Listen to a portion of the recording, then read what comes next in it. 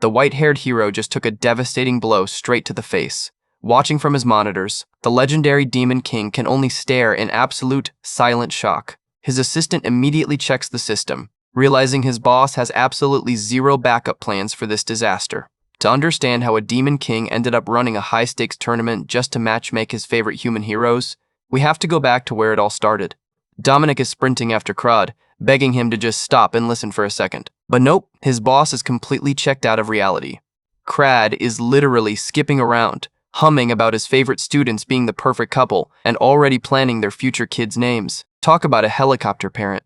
Dominic's eyes glow with pure annoyance as his patience officially hits absolute zero. He is ready to lose his mind. But before he can even start his rant, Crad just plops a massive hand right on his head and completely catches him off guard. Crad turns around with a bright smile, casually thanking Dominic for all his hard work in finding the kids. Honestly, it is hard to stay mad at a guy who acts this nice. Dominic can only stare up in total silence, getting severe mental whiplash from the sudden mood shift. He tries to point out that Crad was supposed to be looking for a worthy rival to duel, not playing a demonic matchmaker. Crad just gives him a blank stare. Then Crad whips out a wooden pointer out of nowhere. He is acting like a proud school teacher who has been waiting for this exact question. He proudly unveils step 1 of his Demon King masterpiece scenario. Brace yourselves for the most convoluted mastermind plan ever. Step 1 is to secretly guide and support Troy and Riley so they can grow into the ultimate rivals, obviously spiced up with some classic teenage romance. They have to be carefully nurtured until they are strong enough to fly high and face a real challenge. Step 2 is where Crad gets to play the role of the ultimate final boss. We are talking an epic, heart-pounding final showdown. Then comes step 3, where Crad literally fakes his own death after having a bit of fun. He makes a perfectly clean exit while the humans throw a massive victory party. Step 4 is Crad basically lurking in the shadows, watching the happy couple get married, have kids, and live happily ever after. And that is exactly how his twisted story is supposed to wrap up, complete with a beautiful ending screen in his head. He even brags that if their kid grows up to be a hero, it just means another rival is born for the next generation. This guy is playing the absolute longest game imaginable. Dominic is just standing there looking traumatized and completely dead inside. He has a whole list of insults locked and loaded, but his stomach is churning so hard he just swallows them. While this insane plan is supposedly in motion, Dominic desperately tries to process what he just heard. He tries to speak up, but Crad starts mumbling to himself, acting like he just cracked the code to the universe. Crad's face goes completely dark and serious as he realizes talented kids like those two do not just appear out of thin air. The whole vibe gets incredibly tense. And then a messy-haired girl casually drops by with a cheerful greeting, completely shattering that tension. Dominic nearly jumps out of his skin. He is absolutely baffled by how this girl managed to sneak up on them without making a single sound. The girl completely ignores Dominic and asks Crad if the green-haired guy is hanging out with him. Crad immediately plays dumb, using his fake human alias and pretending he has no idea who she is. Dominic is just standing there wondering who this mysterious human could be. But the girl instantly blows his cover. She asks Crad why he changed his name and tells him to pick something cooler since he is literally a Demon King. SFX, Vine, boom. Hearing his master's identity exposed, Dominic goes full bodyguard mode and threatens to rip her legs off. But before Dominic can finish sounding tough, Crad hits him over the head with a massive bonk to shut him up. Crad scolds his subordinate for being an idiot, asking why he does not just shout to the whole world that there is a demon here. Dominic can only apologize while rubbing the massive bump on his head. The girl, Blay, calmly asks if the Demon King is here to wipe out humanity. Crad just tells her to mind her own business. His eyes glow as he says he has absolutely zero interest in talking to a disgraced hero, but mentions he saw something very interesting today. He leans in and tells her she better take full responsibility and train those two kids until the very end. Blay stays completely silent, her eyes showing some seriously deep history as she stares right back at him.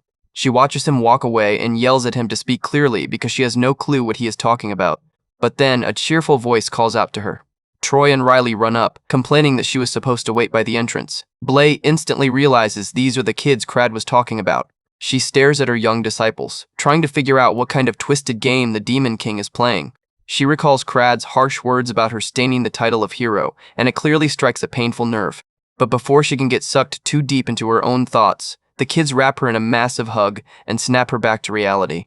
A soft smile appears on her face as she looks down at them. She tells them she is craving something sweet and suggests they head out for a treat. She playfully challenges them to a race for shaved ice, leaving Troy and Riley completely confused by her sudden burst of energy. She walks off with her arms draped around her students, looking like the happiest teacher in the entire world. Back with Crad, the tension spikes again as Dominic finally asks about the mysterious woman. Crad admits it makes total sense that Dominic does not recognize her.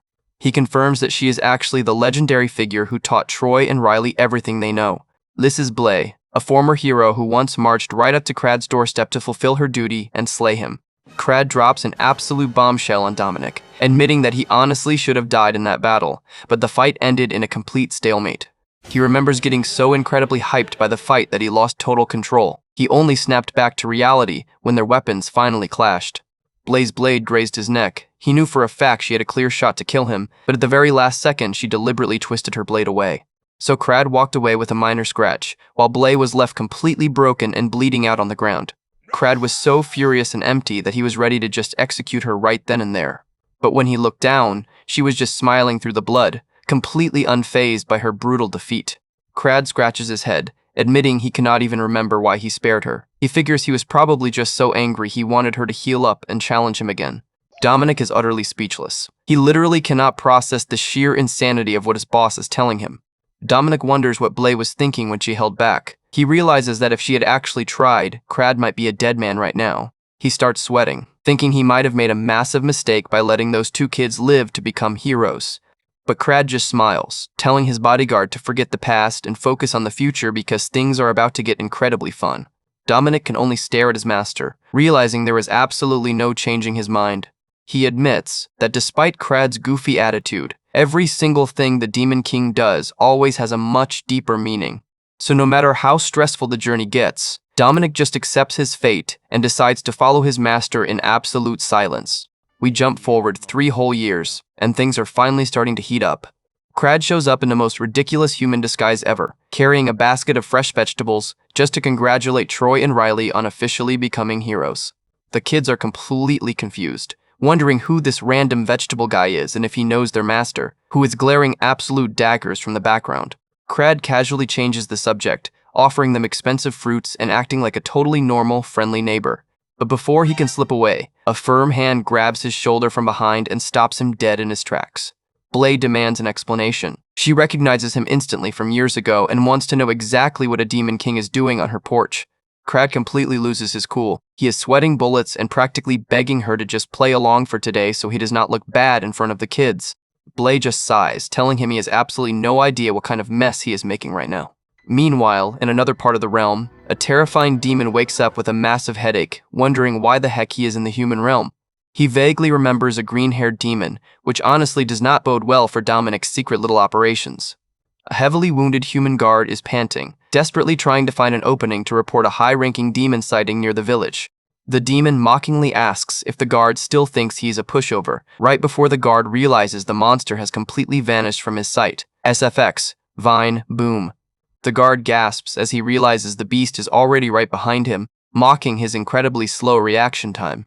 With a brutal strike, the demon completely obliterates him in a massive splash of blood.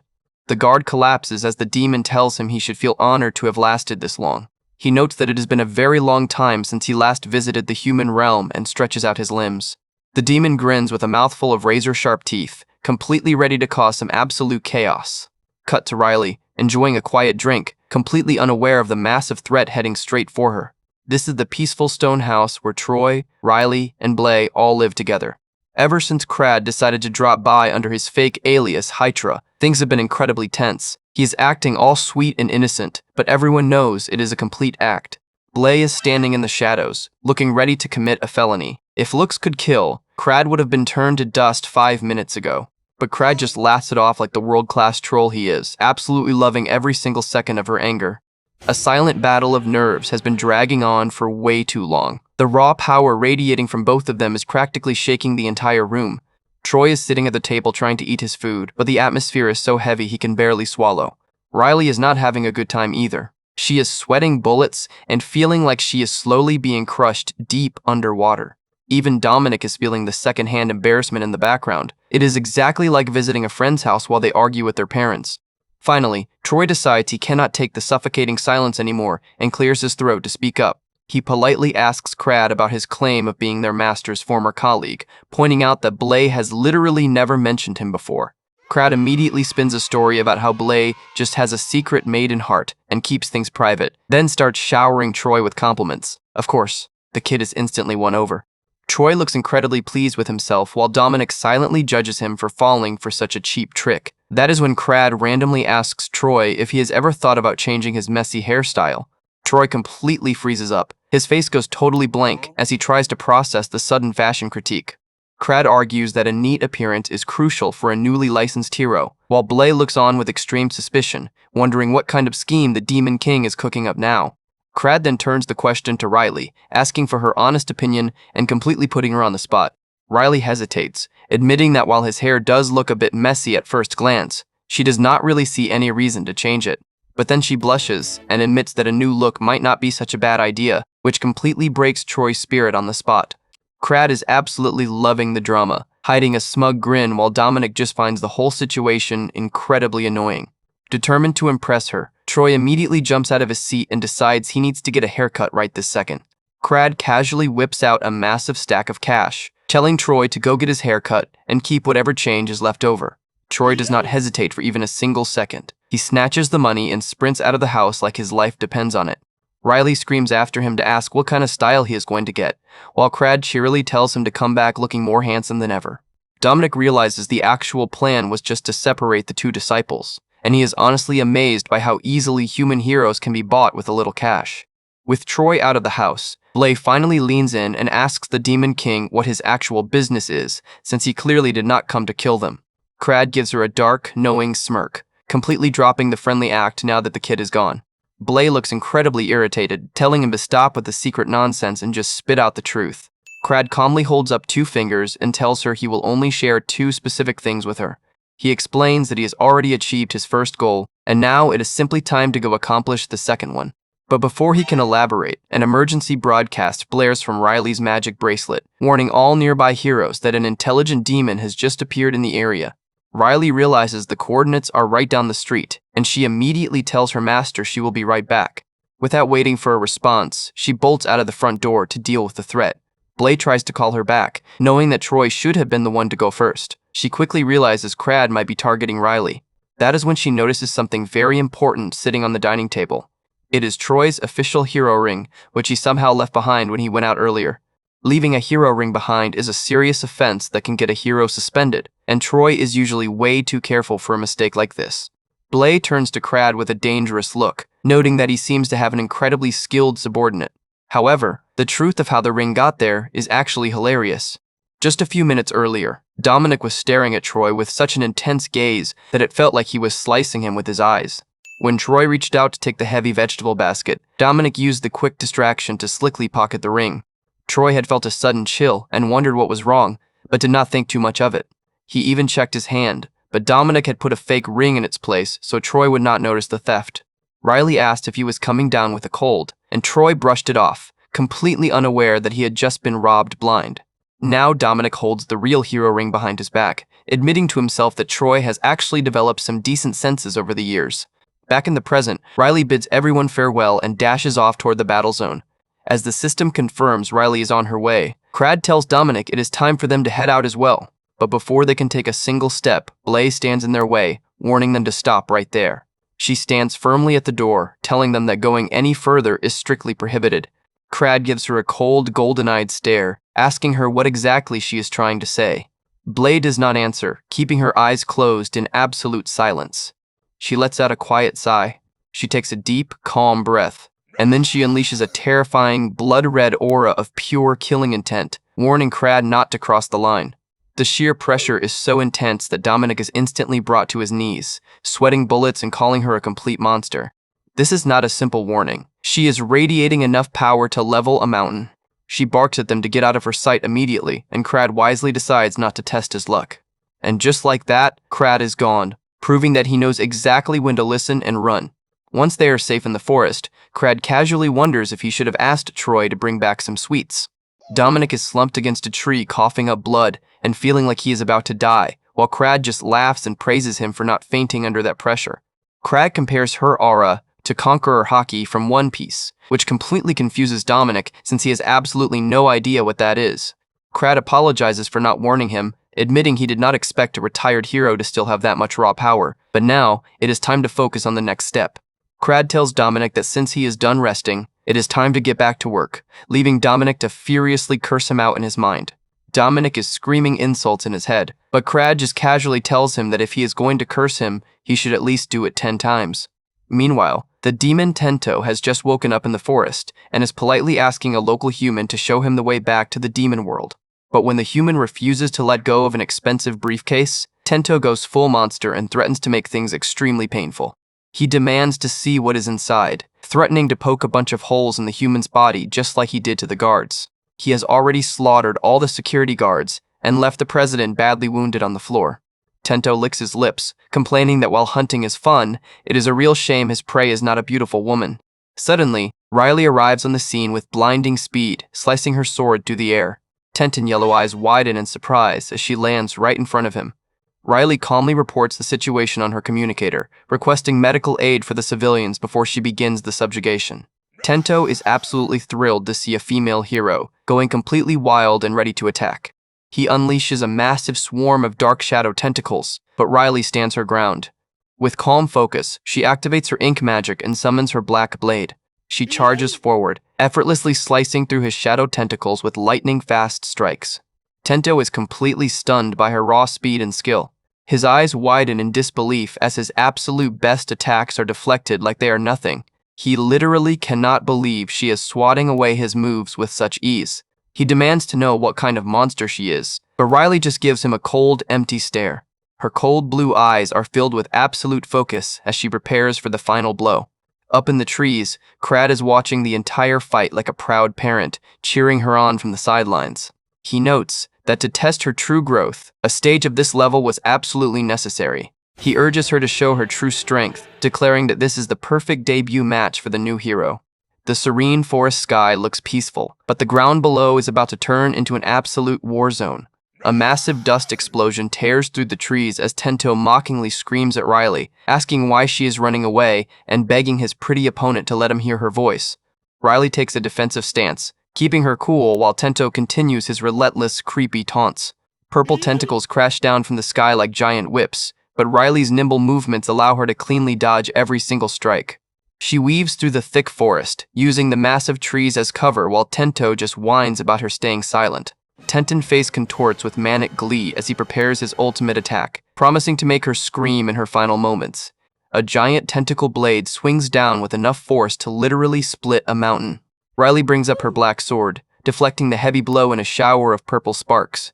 Tento gets right in her face, mockingly telling her that her swordsmanship looks like absolute scribbles since she has not managed to cut a single tentacle yet. Black ink slowly drips from her sword, landing silently onto a nearby tree trunk. The ink begins to seep deep into the bark of the massive tree. Suddenly, a glowing red demonic eye opens right in the middle of the tree trunk, completely startling Tento. Up on his spectator perch, Crad is seriously impressed, wondering if her incredible talent actually allowed her to grow this much in just 3 years. He is literally wearing 3-dimensional glasses and eating a bucket of popcorn, enjoying the show like it is a blockbuster movie. Meanwhile, Dominic is sitting in the background looking half dead and covered in bruises, grunting that this whole situation is absolute nonsense.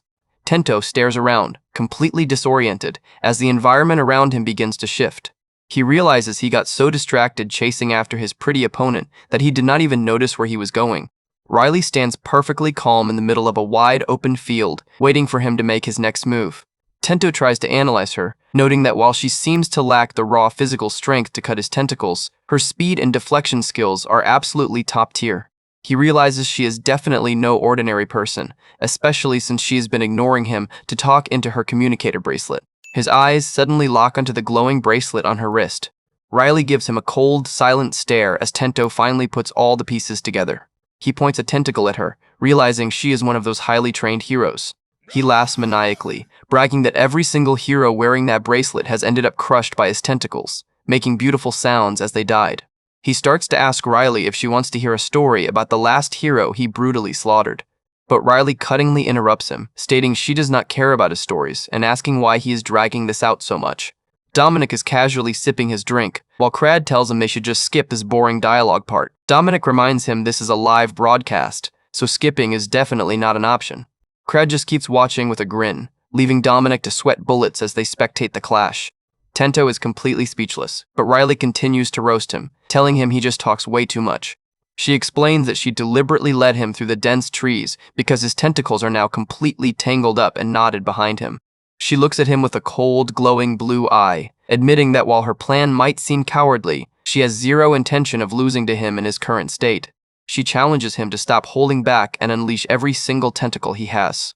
Tento can only spit out a laugh at her bold claim. He goes into a complete laughing fit, clutching his stomach and crying because he thinks her master plan is absolutely hilarious. He wipes away a tear, mockingly saying he almost died laughing from her incredibly low-level scheme. His face instantly turns cold, stating he is disappointed to realize he was just playing around with an amateur this whole time.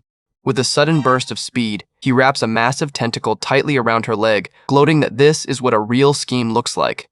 But Riley does not even flinch, pointing out that if his tentacles were actually going to tangle in the trees, they would have done so a long time ago. Tento suddenly feels a wave of embarrassment, wondering why he is getting so excited about catching a mere beginner. He tells her that staring at him will not untangle her leg and promises to make a few quick air holes in her body to finish this quickly. Riley remains completely silent, prompting Tento to ask if she is ready to face her bitter end. He gathers his dark energy, preparing to release his full, unstoppable power to completely obliterate her. He shoots a massive wave of dark tentacles into the sky, daring her to try and parry this. But Riley continues to look incredibly calm, realizing Tento is falling right into her trap. Even Crad is a bit confused, wondering why she would use such a basic provocation when she usually relies purely on talent. Dominic agrees that this clumsy scheme seems very unlike her, but notes that they are about to see the real trick. Crad smiles as he realizes that Tenton level is actually much lower than they thought, since he fell for such a simple trap. Suddenly, Riley leaps into the air with incredible grace, her sword flashing as she slices clean through the tentacle bound to her leg. Tenton's jaw literally drops in absolute shock. He cannot comprehend how she sliced his strongest appendage so easily when she could not even scratch him before. He realizes there was no suspicious movement or extra power. She simply cut it like it was butter. It was an incredibly basic but brilliant move that the arrogant monster never even considered. This was the actual plan Riley designed from the very beginning. It was never a matter of her lacking the strength to cut his tentacles. She was deliberately holding back her power, baiting him into unleashing his absolute maximum output so he would be completely wide open for her counterattack. Before Tento can even attempt to retract his limbs, Riley activates her ultimate move, calling forth the white sketch of her ink realm.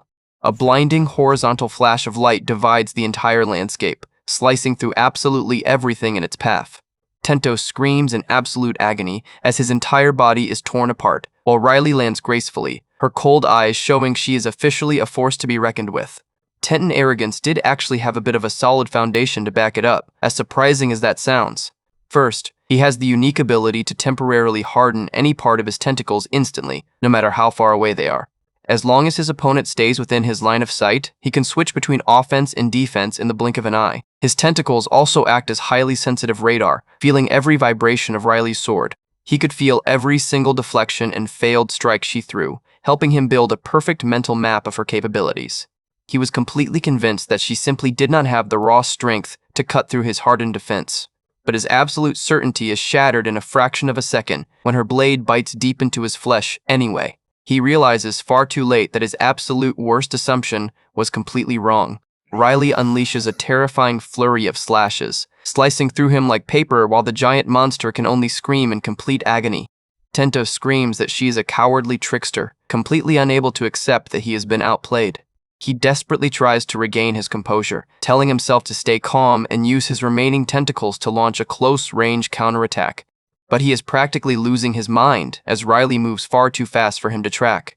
His limbs get cleanly severed one after another, and he realizes that even blocking her strikes is turning into an impossible task. Riley's sword begins to glow with a blinding white light, and Tento can instantly feel that the next strike will be his last. He panics, deciding his only hope is to rely on pure animal instinct to block the final blow, since he cannot even track her movements with his eyes. He tenses his entire body, focusing everything on his defense as her silhouette approaches. He thinks he has predicted her path, bracing for an impact on the right side of his neck. but a massive warning blares as Riley unleashes her absolute maximum output, completely bypassing his guard. With a single, devastating swing, she completes the clean cut and instantly wraps up the entire battle. Riley speaks into her communicator, calmly reporting that the target has been successfully neutralized and that she will wait on site for the cleanup crew. Tenton, massive body, collapses to the ground in a pool of dark blood, officially out of commission. She marks the mission as complete, taking a quiet moment to catch her breath after her big debut victory. Watching from his remote screen, Crad claps his hands together, declaring the fight was highly entertaining. He cheers happily and rates her performance a solid 9.8 out of 10. Dominic looks over, asking why Crad deducted a tiny 0.2 from her score. Crad calmly explains that the popcorn Dominic made was lacking caramel, which has absolutely nothing to do with the duel itself. Dominic is devastated to realize he is the one who took the penalty. Dominic is forced to hold his tongue and accept the blame, reminding himself that he only tolerates this because he is far too weak to fight back against his crazy boss. He quietly promises himself to just endure the humiliation for now. Suddenly, Dominic gets a weird feeling and looks up in surprise. Craig gets a highly sinister look on his face, instructing Dominic not to turn off the broadcast just yet. He grins in the dark, noting that it looks like they will have to work a little bit longer tonight. Back at the battlefield, Riley looks down at her hands, feeling a bit unsatisfied with how the fight ended. She stares up at the sky, wondering if she is still missing something crucial in her training. Later that evening, Blay is lounging in her room eating chocolate snacks and asks Riley if she is feeling exhausted. Riley notes that her master looks far more tired than she does, asking if everything is all right. Blay stretches lazily, thanking Riley for being the only one who actually worries about her, but warns her that she is living her life way too tensely. She hands her a chocolate stick, and Riley naturally pops it into her mouth without thinking. Blay instantly panics and screams, asking Riley why on earth she is eating that.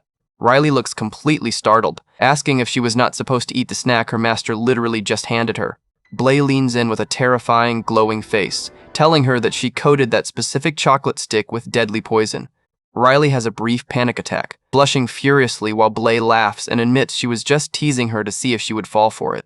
Riley tries to act tough, asking why she would ever fall for such a cheap trick, even though she totally did. Blay smiles softly, telling her that she prefers the carefree Riley who accepts a snack without any suspicion. She explains that Riley is born with unbelievable talent but refuses to rely on it, wondering if Troy's influence is the reason she acts so tense all the time. Riley can only blush in silence as her master smirks. Blay looks out at the quiet night sky, advising her to find a bit more peace of mind, because sometimes a simple approach works best on both humans and monsters. Crad is watching this conversation, noting that he did not expect the legendary hero to fall for such a simple provocation. He asks Dominic if the remaining tentacles of the defeated demon are still manageable. Dominic confirms that since the body is already dead, controlling the tentacles is an absolute piece of cake. Crad smiles, telling him it is time to move. Crad points ahead with a dark grin, giving the order to fire. A massive, dark red tentacle suddenly bursts out of the grass, heading straight for Riley. Riley is walking home, still lost in her thoughts and completely unaware of the approaching danger. She wonders if she should just ask Troy about her concerns to get a straight answer. Suddenly, Blay's voice echoes in her memory, bringing up a highly sensitive topic out of nowhere. Blay tells her that there are plenty of amazing men in the world, and she has no idea why Riley had to choose a dull guy like Troy. Riley goes completely stiff, her brain short-circuiting at the blunt comment. She blushes furiously and starts screaming, demanding to know what is so wrong with Troy and stating she will not tolerate anyone insulting him. She continues her massive rant, while Blay jokingly complains that raising kids is completely useless since Riley immediately took Troy's side. Blay quickly hugs her from behind, laughing and apologizing for her mean joke while Riley tries to calm her racing heart. Blay smiles, admitting that while Troy is a bit dull, there is a small chance things might change. She tells Riley that if she ever finds herself in real danger, Troy might just surprise her. She envisions Troy riding in like a heroic prince on a white horse, coming to save her from the brink of destruction. Troy would swoop in with his glowing sword, clearing away all the monsters to keep her safe. Riley smiles at the sweet thought, feeling her heart warm up. She remembers Troy's worried face from their training days, always asking if she was okay. The memory of his voice asking if she is all right brings a soft blush to her cheeks. But her beautiful daydream is violently cut short as a massive, corrupted tentacle strikes from the shadows behind her. SFX, Vine Boom. And back in his dark room, Crad is laughing like an absolute maniac, thrilled that his perfect romantic setup is finally in motion. Troy is casually walking down the street, wondering if the demon appearance in Sector Ga P7 has finally been dealt with. He is literally munching on a food skewer, telling himself that the coordinates were way too far off to bother checking out. He overhears a few passersby talking about how some other heroes probably already resolved the issue, making him nod in agreement. But then he suddenly pauses, realizing that GA P7 is actually located right next to his own house. He goes to check his hand and instantly freezes in shock. The hero ring Dominic gave him was actually a temporary clone that is completely dissolved, leaving his hand totally bare. Panicking, Troy drops his food skewer and his bag, sprinting down the street as fast as his legs can carry him while screaming for Riley. He finally spots her silhouette standing in the distance, breathing a massive sigh of relief. Thank goodness, Riley arrived first and successfully dealt with the beast. He walks up and notices the collapsed demon on the ground. But his relief is cut short when he spots a giant, corrupted red tentacle creeping silently behind her back. Without wasting a single second, Troy instantly summons his ink blade to intercept. He hurls his belongings aside and leaps through the air with absolute determination to protect her. With a powerful swing, he slices clean through the creeping tentacle right before it can touch her. He lands protectively right in front of her, completely catching her off guard. Riley is completely stunned, her mind instantly flashing back to her master's words about a hero coming to her rescue. Troy stands tall between her and the threat, panting heavily but looking like a true hero. Back in the spectator's room, Crad suddenly pauses, telling Dominic that he just felt something incredibly strange. His eyes shine with absolute joy as he points out that the popcorn he was eating has suddenly turned incredibly sweet. The two of them sit side by side as Crad prepares to lose his mind over the drama. He frantically shakes Dominic, demanding that he quickly ask him for the reason behind the sudden caramel flavor. Dominic sighs and obliges, deadpan asking why the popcorn tastes like caramel. Crad screams with wide-open jaws that it is because Troy's heroic save was just so sweet it flavored the snacks. Talk about a massive fanboy. He literally rolls on the floor laughing, bragging about how delicious the taste of pure love is, and taking full credit for setting up the scene. Dominic is left looking completely dead inside, feeling a relentless level of physical and mental fatigue from his boss' antics. A few days pass after Riley's successful subjugation, and we cut back to Blay sitting on a bench with Troy kneeling before her. Blay just looks down at him, giving him a cold and unbothered look. Troy is sweating bullets, explaining that since she looked unwell today, he decided it was best to immediately beg for forgiveness. He assumes she is absolutely furious because he was dense enough to leave his hero ring behind that day. Blay is completely speechless, realizing Troy has no idea his ring was actually stolen from him. Troy states he is ready to sweetly accept any punishment she has for him, while Riley tries to defend him, pointing out it was an honest mistake. Blay sighs and simply tells Troy to present his head. Troy goes full dramatic mode, screaming that as a sinner he gladly offers his head to his master. But Blay just gives him a heavy bonk on the head, asking what on earth he is talking about. She asks why his hair is still long and messy, pointing out he promised to come back with a clean haircut. Troy blushes, admitting he thought about it and decided he did not need to change his style, so he just used the cash Crad gave him to buy a bag of snacks. Blay can only sigh, patting his head and telling him to forget about it, but warns him to keep his wits about him from now on. She tells them they should head back, leaving Riley looking extremely relieved that Troy survived the encounter. As they walk away, Troy whispers to Riley to make sure he is actually out of the doghouse, while Blay notes that none of this was his fault anyway. She knows Troy is not the type to leave his ring behind, and the sudden demon appearance near their quiet village was way too convenient. She realizes that all of these weird coincidences are entirely the work of the Demon King. She looks back with a dark grin, stating that since their little break is over, it is time to resume training. Dominic and Crad are standing right behind them, completely unfazed as Blay remembers her warning to Crad. She remembers warning him not to cross the line, but it seems he did not care at all. Crad just smiles innocently back, completely ignoring her glare. We get a quick flashback to show what actually went down to lead them to this training session. Crad had made a surprise visit, cheerily introducing himself as Blay's former classmate Kuro. Troy and Riley were completely stunned, asking Blay why she had never mentioned having such close classmates before.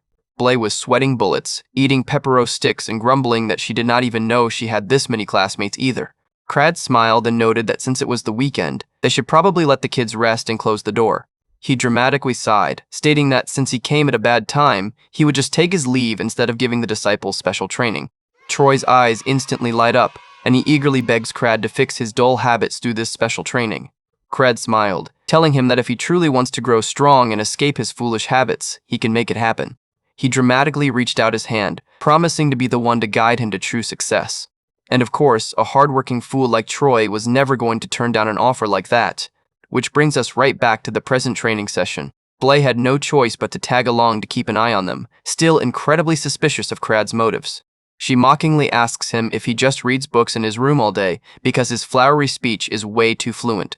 She turns her back, wondering what exactly the Demon King is planning by getting this close to her disciples. She notes that while he has not shown any killing intent yet, she is ready to strike if things go south. Meanwhile, Crad is easily blocking Troy's wooden sword strikes, testing his skills. Crad suddenly stops the match, calling out to Troy. Troy stands at attention, while Crad tells him he is pausing the training for a quick mid-term evaluation. Troy looks incredibly nervous as he waits for the verdict. His face goes completely pale when Crad informs him that a proper evaluation is currently impossible. Crad explains that even though he told Troy to swing with full force, Troy's body keeps stiffening up right before a valid hit, making it hard to see his true skill.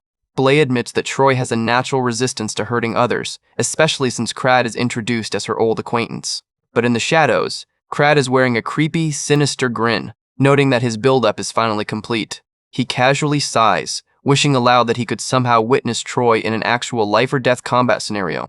He asks if demons ever show up near the village, and Blay warily replies that they do not usually appear here. But Riley immediately bites the bait, chiming in that a demon actually appeared very close by just recently. Crad immediately smiles and suggests they all go on a quick patrol to that exact spot, leaving Blay looking completely done with life. Blay stands in absolute silence, completely speechless at the obvious setup. She screams in her mind, wondering how there could possibly be such a convenient coincidence. And of course, the second they peek through the bushes, they see a massive demon standing right in the open field. Talk about perfect timing. The giant, red-haired demon named Rubinet is rubbing his head, completely confused about how he ended up in the human realm.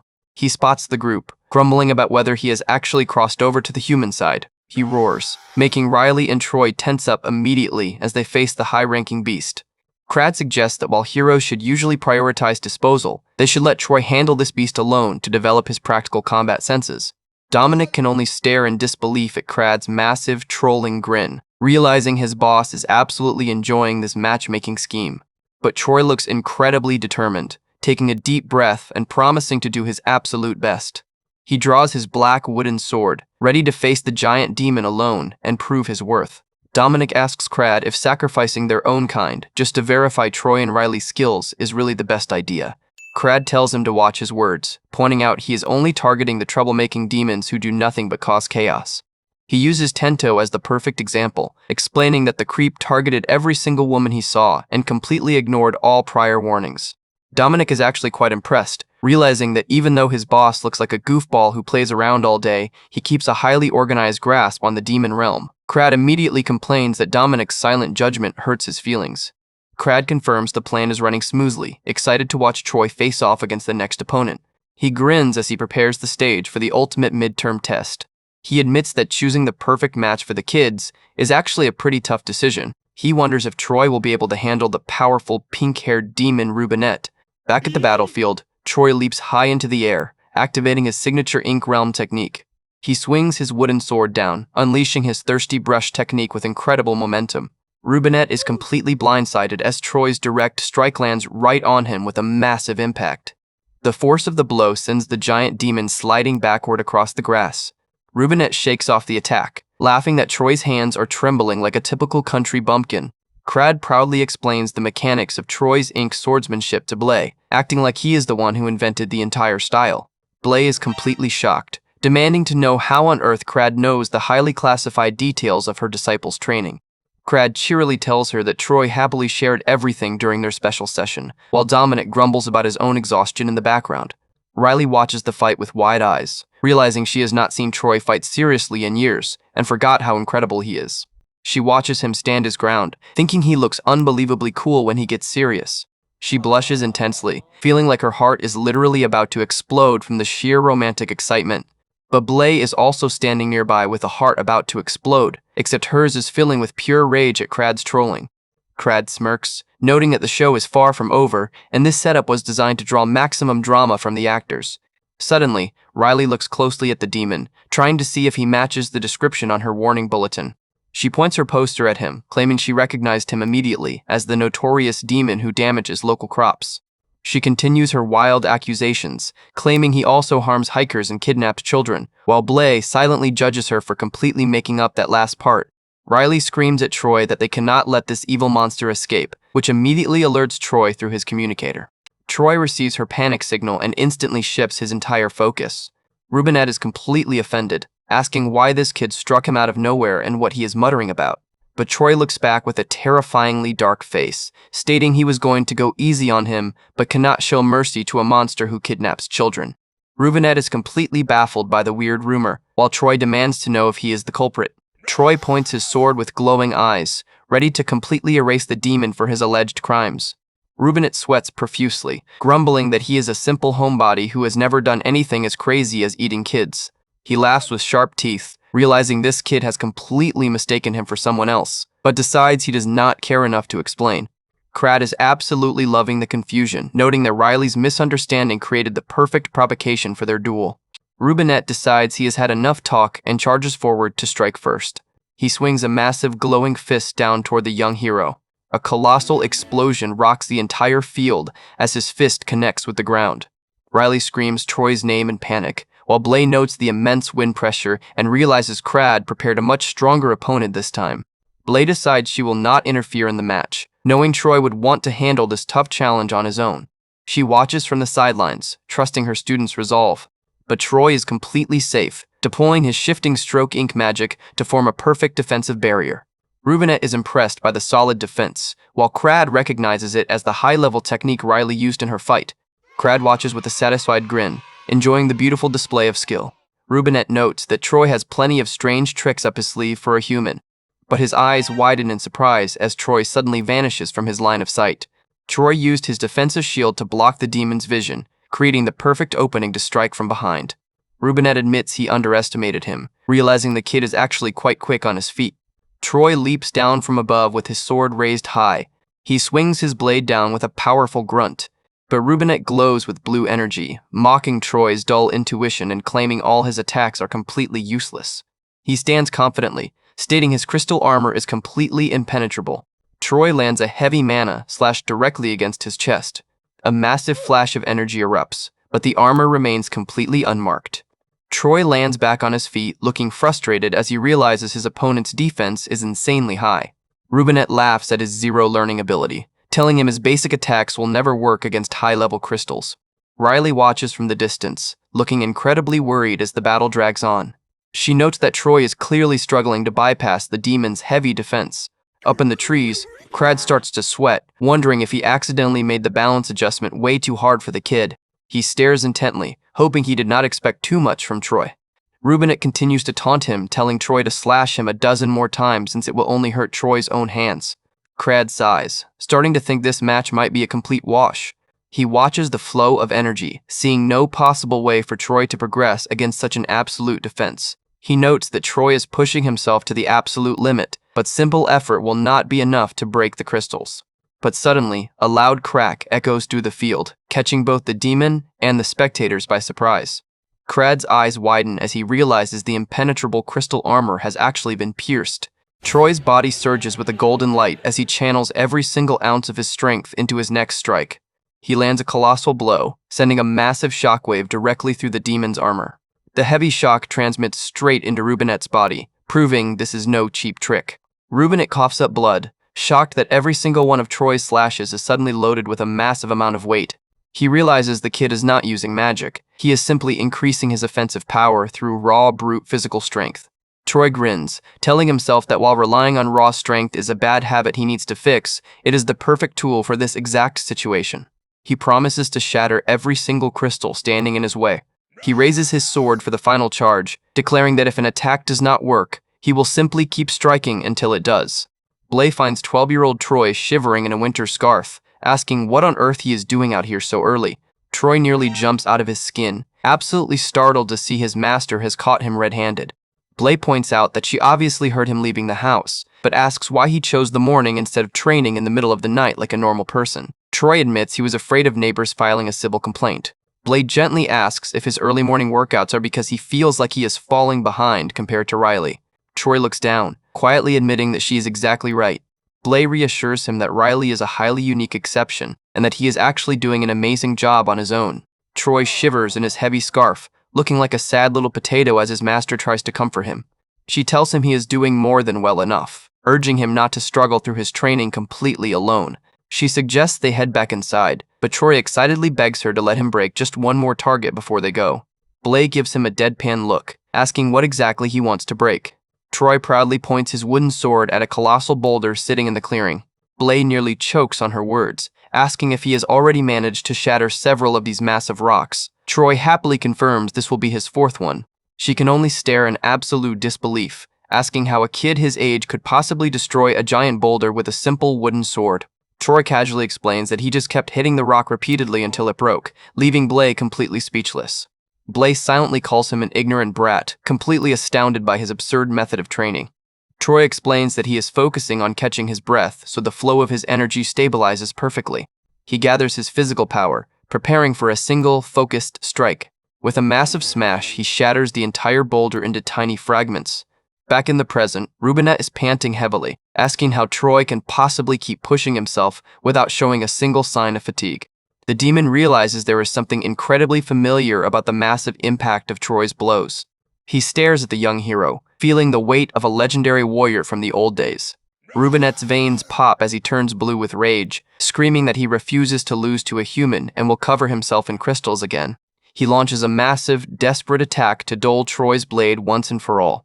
But Troy slices right through his ultimate defense, shattering his armor and leaving the demon screaming in defeat. Blay notes that a truly disciplined person can read the inner energy and psychology of their target. She has been keeping an eye on Riley's progress, but she admits she is having a hard time reading Troy's flow. She realizes Crad has been watching Troy's close combat style, trying to gauge his true potential. Crad remembers when the hero cadet first challenged him years ago, full of empty confidence before getting easily overwhelmed. He remembers thinking how utterly insignificant the human strength felt back then. He had grown incredibly tired of reading the predictable flow of energy from basic heroes over the thousands of years of his reign. But Troy's flow was always a complete mystery to him. He is snapped out of his thoughts as Dominic suddenly calls out to him. Dominic apologizes for interrupting, but points out the battle is officially over. He notes that Troy has successfully wrapped up the fight against the high-ranking demon. Rubenette lies bleeding on the ground, crying and begging Troy to spare his life just this once.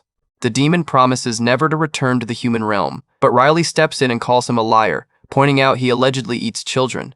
Rubenette cries that the child-eating rumor was a total lie he made up just to look tough, admitting he is actually on a vegetarian diet lately and does not even eat meat.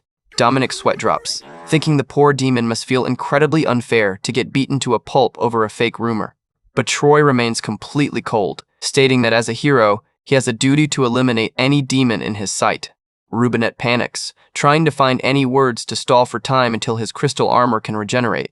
Troy looks a bit sympathetic, hearing the demon beg to clear his name of being a child eater before he dies. Rubenette continues to sob, leaving Troy to hesitate. Suddenly, Troy senses a faint energy signature passing nearby. He was so focused on the energy flow that he barely heard Rubenette's words, wondering what the demon actually said. He stays silent, trying to process the weird signal. Riley sees Troy sending a signal and gets incredibly flustered. She receives his message and wonders why he is contacting her at this exact timing. She speaks into her communicator, asking Troy what on earth he is talking about. Blay is screaming in the background, asking if Troy is really going to let the demon go just because some rumor details do not match. Riley frantically reassures her master that she has no intention of letting him escape and promises to check the warning poster again. She pulls out the old, hand-drawn warning poster of the demon. She checks the details, noting that besides having pink hair, there is one other key feature. She reads that the target is supposed to have curly hair, which completely contradicts Rubenette's straight mane. Riley looks deadpan, realizing they got the completely wrong guy. Troy hanging up the call, realizing the mistake as well. Rubenette continues to sob, begging Troy to ask Riley if the poster meant natural curls or a perm. The demon is literally crying tears of joy that his innocence might actually save his life. He begs for just one more question to clear his name. The peaceful forest scene is quiet for a brief moment. Suddenly, a massive explosion rocks the clearing. Troy speaks into his communicator, calmly reporting that the subjugation of the intelligent demon is officially complete. He states there are no further issues, and that he will wait on site for the cleanup crew. He wraps up his report, claiming a flawless victory over Rubenette. Dominic and Crad watch the young hero walk away, satisfied with his performance. Riley walks alongside Troy, sighing in relief but noting, it is strange how many demons are showing up lately. She wonders what is causing the sudden spike in demon activity, while Crad's red eyes glow from the shadows behind them. Crad and Dominic whisper to each other, preparing to make their exit, but Blaze suddenly steps out of the bushes, asking if the person standing there is indeed the one she knows. Crad realizes she has spotted them. He smirks, mockingly asking what she could possibly do to him even if he decides to keep meddling with her disciples. We get a quick flashback of Blay bleeding on the ground years ago, with Crad telling her she should have killed him when she had the chance. Blay looks down, admitting her body is far too broken to fight him head-on. She admits his words are annoying but correct, and even if she wanted to kill him now, she cannot do it. She lets out a deep sigh. She unleashes a massive, terrifying wave of bloodlust, asking if he stopped her just to show off his own power. She demands to know if he is trying to find some weird compromise by spreading his energy. Crad looks amused, but his smile instantly vanishes as she makes her move. With a blinding speed, Blay holds her sword directly to Dominic's throat, completely catching both of them off guard. Dominic is sweating bullets, desperately asking if he actually has any value as a hostage to save his own skin. Blay tells him it does not matter if Crad kills him right now, but Crad interrupts, stating she would have killed his kids long ago if that was her goal. She looks back with glowing eyes, warning them about crossing the line. She presses her blade closer, asking if she needs to draw the line right here and now. Crad stands silently with his back turned. His face is incredibly serious as he contemplates her threat. With a quick flick, Blay releases Dominic, sending him sliding across the dirt. Dominic scrambles to his feet, while Crad gives the order to retreat back to the Demon King castle immediately. Blay stands tall against the sunset, looking like an absolute boss as she watches them leave. Crad calls out her name as he walks away. He notes that she is truly far removed from being a typical hero, and Blay just laughs, asking if he thinks she ever wanted to be one in the first place. He disappears into the golden light, leaving her alone in the clearing. The colossal spires of the Demon King castle pierce the night sky, radiating an ominous, dark energy. Inside the cold stone halls, a tiny figure sits silently on the massive staircase. The pink-haired demon girl Roko is sitting alone on the steps, sighing that everyone is taking way too long to return. Suddenly, she senses a heavy surge of dark power and gasps in shock. A heavily bruised and bloody Dominic drags himself through the doorway, gasping for air. Dominic collapses onto the floor, weakly reporting to Crad that they have finally made it back. Crad gently reassures him that he did an incredible job. Roko sprints down the stairs as Crad tells Dominic to focus entirely on recovering his strength. She asks if Dominic is alright, while the exhausted bodyguard apologizes to Crad for not keeping his head clearer during the mission. Dominic looks incredibly guilty, but Crad steps forward and calls his name. He asks Dominic if he knows why he is not angry with him in the slightest. He gently pats his shoulder, telling him that none of this was his fault, and urging him to get some well-deserved rest. Dominic is completely stunned, hearing the absolute sincerity in Crad's voice with not a single trace of a lie. He is deeply moved by his master's kindness, realizing how much Crad actually cares about his subordinates. But in the shadows, Crad's eyes flash with a terrifying, silent rage. Crad is internally screaming with anger, absolutely furious that a retired, broken warrior like Blay was still strong enough to land a clean threat on him. He admits to himself that Troy and Riley are indeed the worthy disciples of his greatest rival. The raw speed and growth they show in real combat is absolutely insane. He realizes that throwing weak opponents at them will only hold their potential back. If he wants to orchestrate the ultimate romance and create a true rival for the future, he needs to raise the stakes. He realizes he needs to start casting high-level opponents who can actually match Blay's tier of power. The clouds drift across the human realm sky as his next big plan begins to take shape. Meanwhile, the scene shifts to a peaceful, cozy restaurant in the middle of a bustling human town. Blay casually walks through the door, calling out a friendly greeting to the owners. The owners turn around and instantly drop their rags in absolute shock. They scream her name in joy, asking where she has been hiding all this time and why she never got in touch.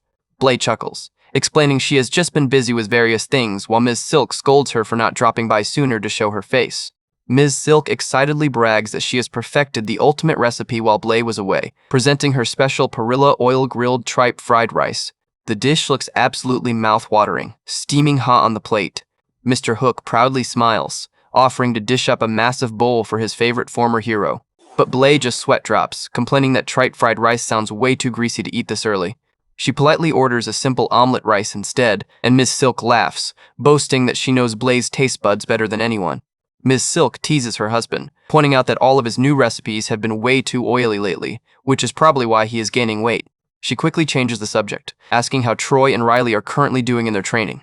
Blay smiles softly, stating that while a lot has happened, they are both safe and doing incredibly well. Mr. Hook huffs in the background, grumbling that the kids are probably skin and bones because they do not eat his hearty cooking. Blay tells him that if he really wants to see how much they have grown, he should just check for himself. The front door chimes ring, and Mr. Hook spots them immediately, calling out to Riley. Troy walks in with a bright smile, loudly greeting the owners as they enter the shop. The two disciples stand proudly in their matching black and white official hero uniforms, looking incredibly sharp. Miss Silk's jaw drops in absolute shock, unable to believe how much the two kids have grown. Troy proudly explains that they are wearing their official gear for their new hero duties. Mr. Hook screams at Blay, demanding to know why she never told them that her disciples had officially become full-fledged heroes. Miss Silk immediately starts spoiling them, handing Troy a bunch of pocket money and offering to cook them a massive feast. The sun shines brightly over the restaurant roof as they all catch up.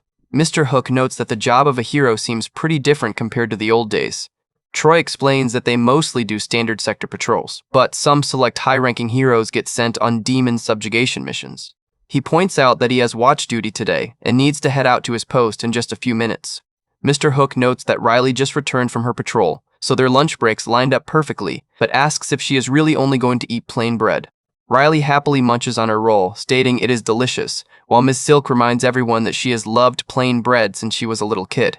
Mr. Hook agrees, noting she especially loves croissants, while Blay is amazed by how much detail they actually remember. Mr. Hook laughs, recalling that he used to use plain bread to get close to Riley because she was always terrified of his scary face. Riley blushes furiously in embarrassment. Miss Silk mentions she heard rumors that both of them successfully defeated high-ranking demons all on their own. Troy looks incredibly proud, while Riley is surprised by how quickly the gossip is spreading through the town. The news of their solo demon victories has indeed spread like wildfire across the entire region.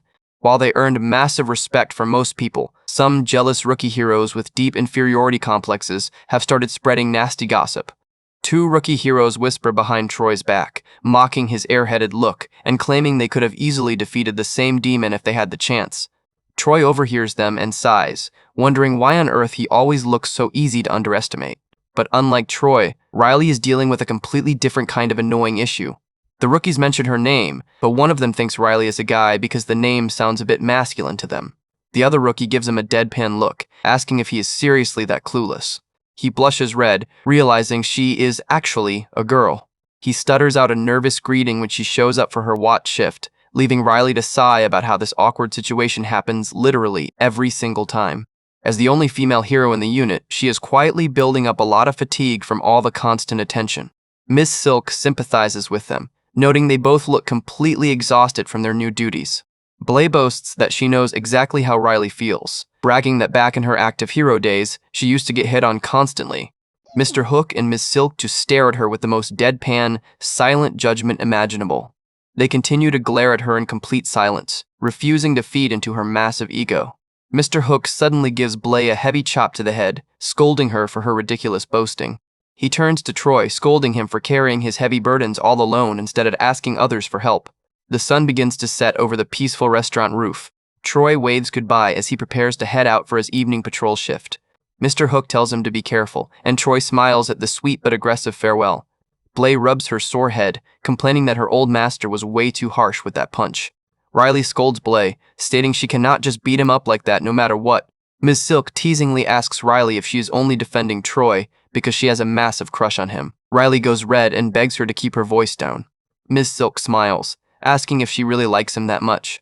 Riley is shocked, asking if her secret was really that obvious. Miss Silk laughs, pointing out that even her clueless husband managed to figure it out weeks ago. She apologizes, but tells Riley that literally everyone in the entire town knows she likes Troy, except for Troy himself.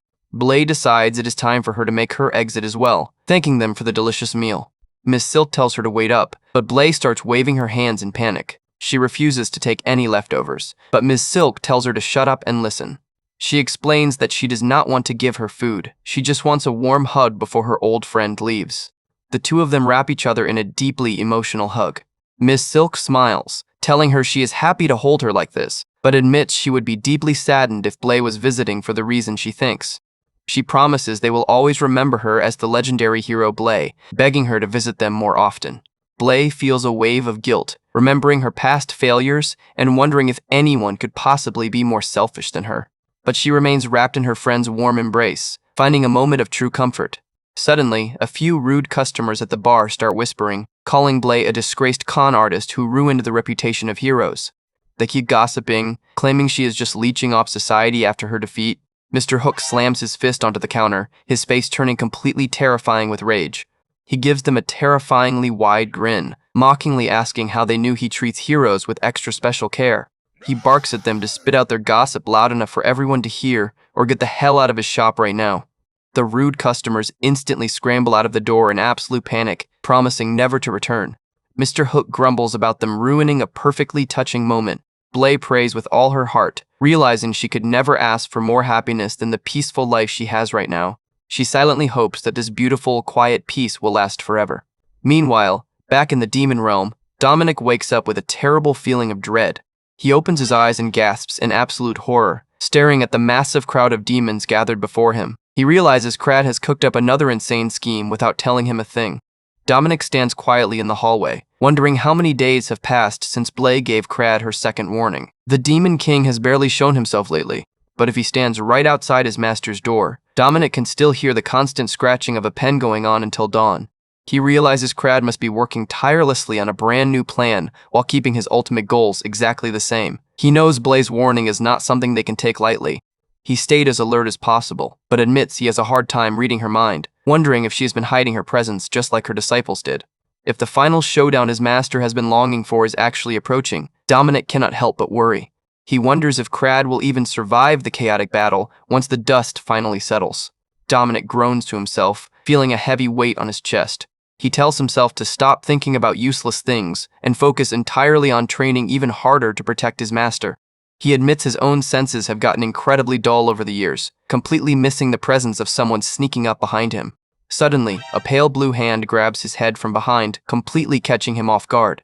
The intruder mockingly asks how Dominic managed to catch his hand, since he went for him while he was completely defenseless. Dominic instantly recognizes him as Lord Only. Only looks completely surprised, wondering how on earth this random underling actually knows his identity. Only is a high-ranking demon dressed in a sharp striped suit, looking completely out of place in the dark hallway.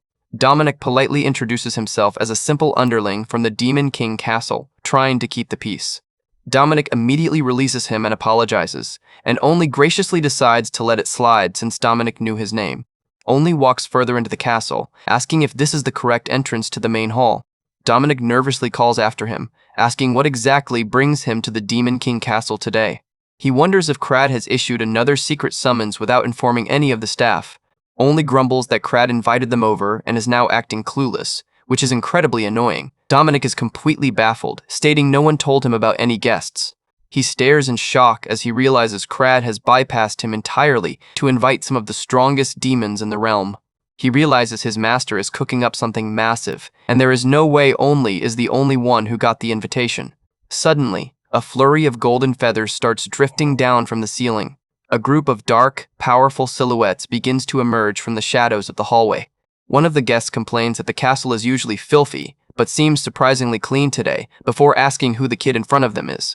A blindfolded demon named Dravi guesses that Dominic is probably just one of Crad's basic underlings.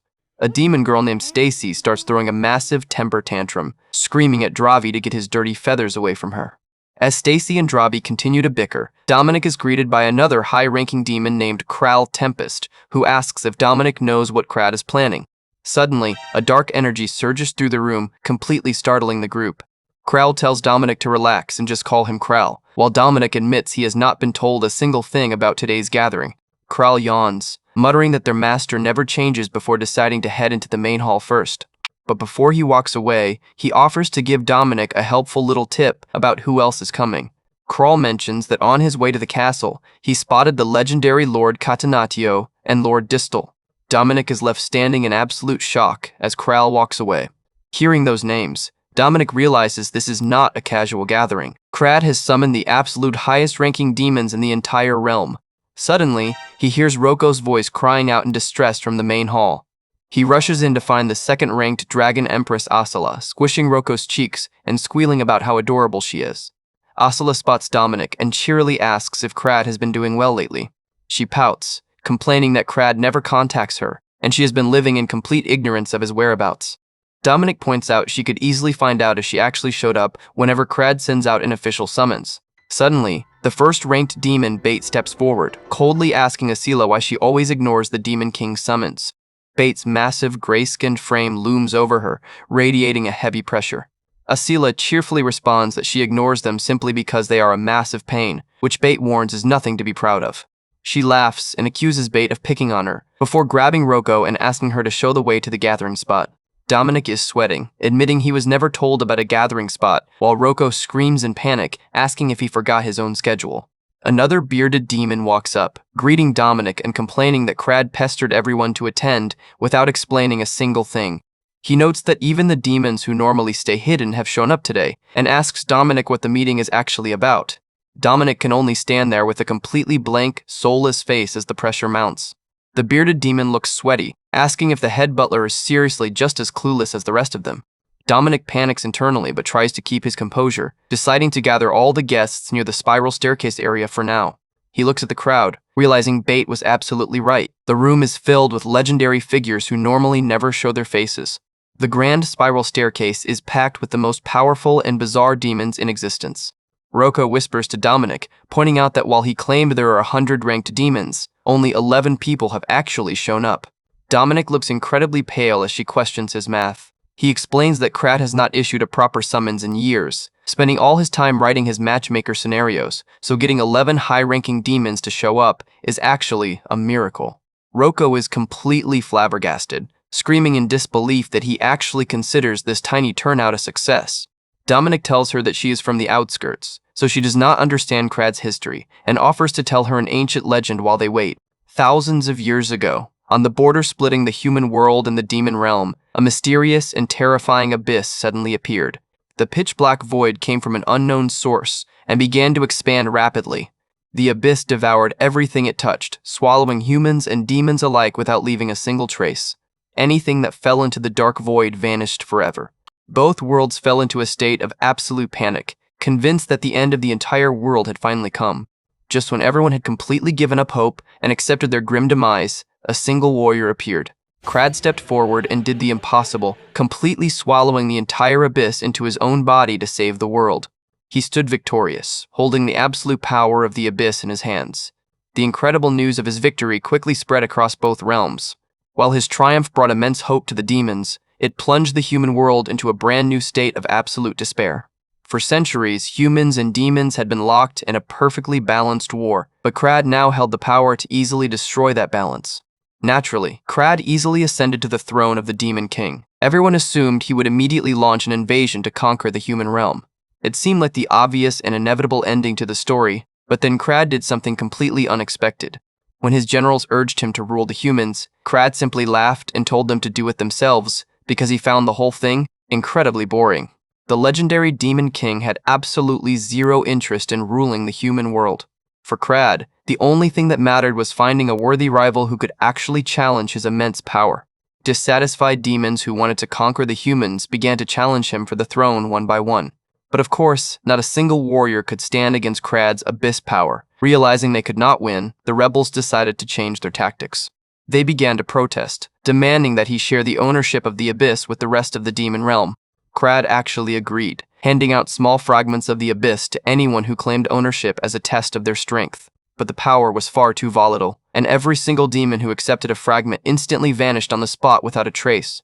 Even though Crad has never directly harmed the human world, the sheer existence of his power makes him the humans' absolute #1 target of caution. And because of his lazy rule, the remaining demons treat him with a mix of deep resentment and complete indifference. And that is the chaotic story of how the current, eccentric Demon King Crad actually came to power. Dominic explains that because of this history, almost no one shows up when Crad calls a meeting, even though technically refusing is a punishable offense. Bait huffs, angry that the ranked demons show such a complete lack of respect for their ruler. Only smiles, suggesting they use this poor turnout as the perfect excuse to completely reshuffle the rankings. Crowd listens quietly as the others debate the future of the hierarchy. He notes that the demon realm politics are always a tangled, messy disaster that ends up the exact same way. Bate turns to Crad, waiting for his final decision on the matter. Crad just sighs and waves his hand, stating he will deal with the missing generals later, and thanks the 11 who actually showed up today. Dominic tries to defend his master, telling Roko that despite his lazy attitude, Crad is not completely thoughtless. He tells himself that the best he can do is simply fulfill his duties as a loyal underling. But Roko suddenly gasps, pointing up at the ceiling and asking if that is Crad falling down the stairs. Dominic looks up, his face immediately turning pale. Crad is literally plummeting headfirst down the massive spiral staircase. He crashes onto the floor with a massive shockwave, loudly screaming that he has successfully landed a superhero landing. Roko's eyes turn into sparkling stars, while Dominic just stands there in absolute deadpan, asking what on earth he is doing. Dominic asks what is happening, and Crad cheerily tells him not to worry because he is about to get straight to the point. He stands before his guests, greeting the 11 powerful generals who decided to grace him with their presence. He tosses a bunch of papers into the air, explaining that these invites were sent to the top 50 demons, but only they showed up. He shows them the flyers, pointing out the pictures of the 2 rookie human heroes, Troy and Riley.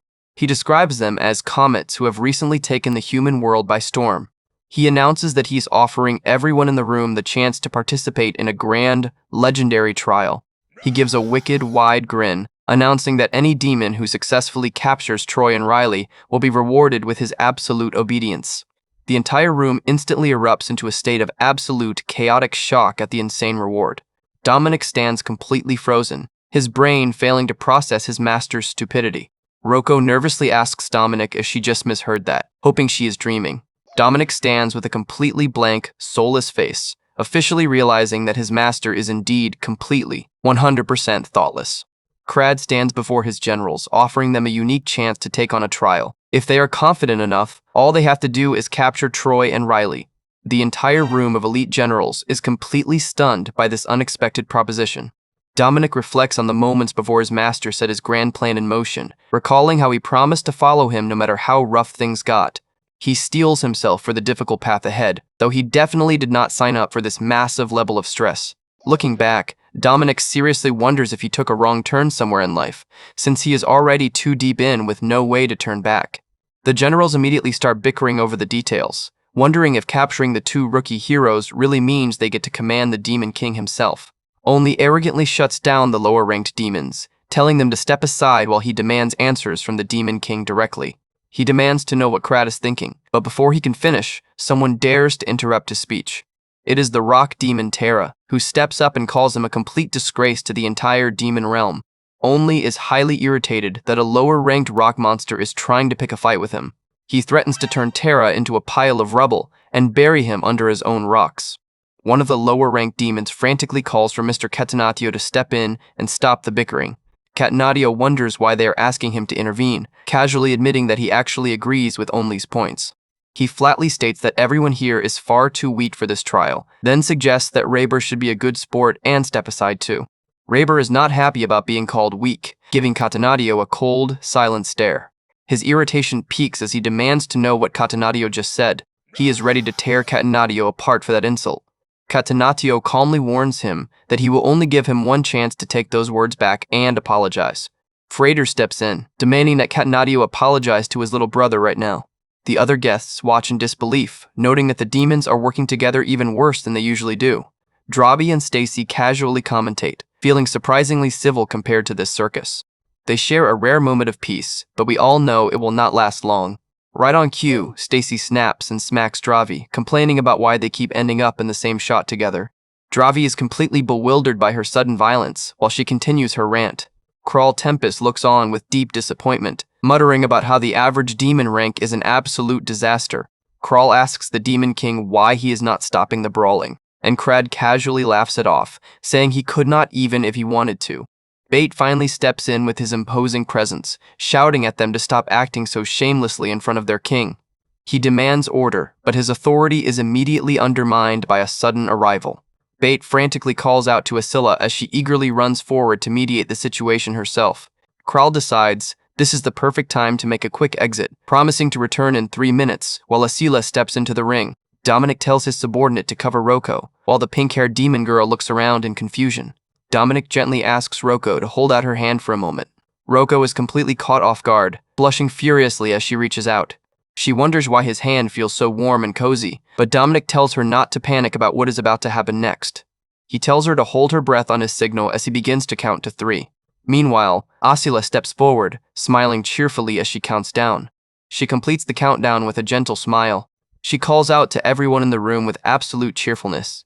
Suddenly, she unleashes a terrifying, blood-red wave of pure killing intent, telling them to shut up for a second. Roko realizes that Dominic held her hand to shield her from the terrifying pressure with his protective barrier. She notes that the entire room instantly turned ice cold under the crushing weight of the Dragon Empress aura. She looks down, wondering what kind of terrible state the other demons are in right now. Roko reflects on how dragons are legendary creatures of myth, who naturally possess a terrifying level of raw power. She explains that while normal beings are like individual threads, a dragon's killing intent is like a massive knot that only another dragon can face head-on. And Asila is the one dragon who has mastered this power to lead the rest. She coldly challenges anyone who has a problem with her mediation to step forward and fight her for second place. She offers to handle every single one of them on her own, stating it is genuinely embarrassing that they share the same rank. She singles out Stacy, saying she is deeply disappointed in her, leaving the Spider Queen shaking and crying in terror. Stacy frantically tries to apologize, completely traumatized by her sister's disappointment, but Asila completely ignores her, looking incredibly bored as the tension slowly dissipates. The other generals are left grinding their teeth in pure frustration, unable to challenge her overwhelming power. Suddenly, Krad's voice cuts through the heavy atmosphere, politely calling out to her. He asks her if the carriage parked outside is hers, requesting her to move it because it is parked in a no-parking zone. Bait and Crawl can only stare in absolute, soul-crushing silence at their king's complete lack of tact. Someone in the crowd is holding back a massive laugh at Krad's goofy request. Asila completely loses it, bursting into a massive laugh and finding the joke hilarious no matter how many times she hears it. Krad boasts that his classic joke works like a charm every time, while Dominic silently judges his master. Asila cheerfully calls out to her big brother. Suddenly, her colossal black dragon companion lands on the castle tower, ready to follow her order. With a single command, she orders all her dragon forces to pull back and leave the area. Dominic notes that the dragons have finally gone, completely amazed by their terrifying presence, then tells Roko she can let go of his hand now. Krad decides that since the atmosphere has finally settled down, it is time to go over the rules of the trial. After a brief explanation of the trial, we jump a little while later. He reminds them that they are free to forfeit if things get too tough, before preparing to reveal the most important detail of the order of challenges. He announces that the challenges will be granted in reverse order, starting with the lower-ranked demons first. Dominic realizes that under this rule, the absolute strongest demon, Lord Bait, will be the very last challenger. Bait wonders what Krad is actually planning by leaving the strongest defense to the very end. As the first-ranked general, Bait cannot help but feel highly suspicious of Krad's setup. Asila is rank 2, playfully wondering if she will ever even get a turn since the lower ranks might fail immediately. Next up is the mysterious, heavily armored third rank, Distal, who remains completely silent. The fifth-ranked watcher, Catenatio, realizes that sitting around waiting is not a good strategy. Kral Tempest points out that this setup gives a massive advantage to the lower-ranked demons like Only. Stacy is rank 9, dreaming of creating an abyss-powered spider army to rule the entire world. The 10th rank, Sky Reaper, Dravi, promises to fulfill his sister's wishes of conquering the heavens. Only can barely hide his manic excitement as his turn draws near. Sitting at rank 11, he feels that he was born for this exact moment. Freider is rank 23, wondering if his little brother will wrap up the entire trial before his turn even comes up. The 25th rank Raber plans to show everyone the true power of a complete underdog. That brings us to the absolute first challenger on the list, who cannot help but burst into a manic laugh. It is the 33rd ranked Heart of the Earth, Terra, who gets to strike first. He demands that they set the schedule immediately, promising to build graves for the young heroes right now. And with that, Krad's grand trials to forge Troy and Riley into the ultimate rivals officially begin. The challenge order is set, listing every single general from rank 33 all the way to rank 1. The stage is set for the ultimate trial, and things are about to get incredibly wild. Only is looking around the empty hall, wondering why he was the only one asked to stay behind. He confronts Krad directly, demanding to know what exactly is going on. Krad sits calmly on the steps, explaining that there are plenty of very good reasons why he kept him behind. Dominic is sweating in the background, nervously wondering if he did something wrong today and why Roko got to go home. He sighs to himself, his brain barely working after dealing with one massive shock after another all day. He just hopes that he does not have to deal with any more mental trauma for the rest of the night. But his hopes are instantly shattered as a sudden surge of energy erupts. Crad places a firm hand on Onli's head without warning. He slams Onli's head directly into the stone floor with an absolute colossal amount of force. Dominic watches in sheer horror as the floor cracks under the impact. Crad pins him down, his voice dripping with venom as he demands an explanation for the stunt, only pulled earlier. His eyes glow with a terrifying golden light that makes the entire room turn ice cold. Only tries to talk his way out of it, claiming they should discuss their issues like civilized people instead of acting like wild animals. But Crad keeps pushing him down, telling him to keep his head down and not change his posture. He warns him that if he even dares to make eye contact, he will cave his head in. He tells him to start explaining his actions immediately. Dominic is completely stunned, finally realizing his master went full beast mode just to get revenge for him. Only tries to laugh it off, pointing out that Dominic managed to block the hit anyway, so no harm was done. Crad calmly notes that in that case, he will just stomp Onli's head 8 times as a friendly joke too. Dominic suddenly checks his watch, realizing things are about to get critical. He frantically tells Crad that it is Sunday, and the current time is officially 9:28 in the evening. Crad instantly lets go and starts sweating, realizing he nearly missed his sacred weekly ritual. He lets Only off with a warning and tells him to get out of his sight. Only is left sitting on the shattered floor, holding his bruised head in total defeat. Dominic watches him leave, while Only mutters a dark warning about Crad eventually regretting this. Only grins with glowing eyes, claiming Crad might end up shining his shoes someday. Crad just brushes it off, admitting Only's confidence is impressive in its own weird way. He explains that the only reason he could casually offer his absolute obedience is because Only is nowhere near strong enough to actually win the trial. Only grinds his teeth in pure rage, but he knows he cannot fight back right now. Crad tells him to get lost if he understands, and Only vanishes in a puff of dark smoke. Dominic asks if he did the right thing by interrupting, and Crad reassures him that he did great. Crad admits he had no real intention of killing him, but Alma's defiance was getting on his nerves. He is just incredibly grateful that Dominic reminded him of the time, because he absolutely cannot miss the season finale of his favorite drama.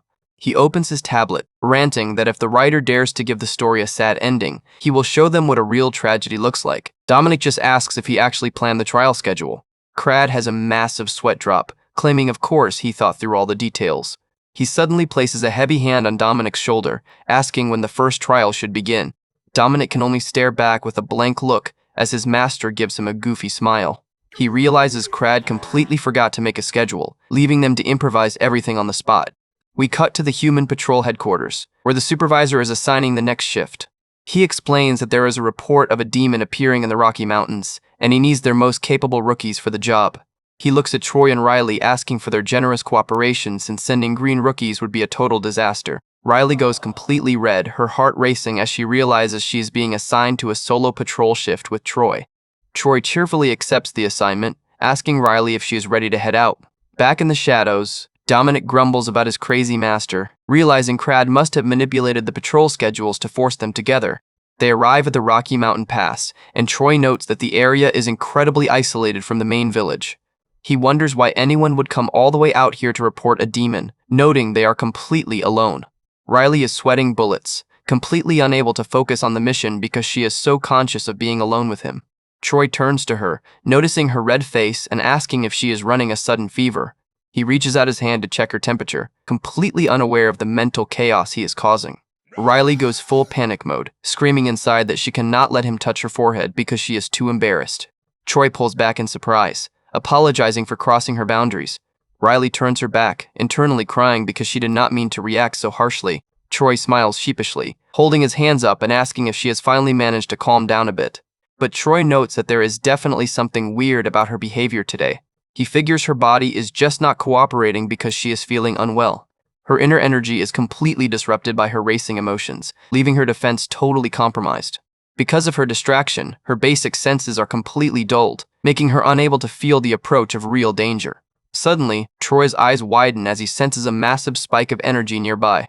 He leaps through the air, screaming for Riley to snap out of it. There is definitely a powerful demon lurking right next to them. Suddenly, the massive rock face in front of them begins to tremble and rise. The earth itself splits open as a giant, stone creature emerges from the ground. Troy grinds his teeth, bracing himself for the sudden attack. A giant earth serpent rises high into the sky, casting a massive shadow over them. The beast opens its massive jaws, ready to crush them. The beast is actually the first challenger, Terra, who grins as he looks down at his prey. Riley gasps as she senses another wave of pure killing intent coming from the beast. A colossal stone fist descends from the heavens, heading straight for them. The giant monster, who is actually the first challenger, Terra, grins as he looks down at his prey.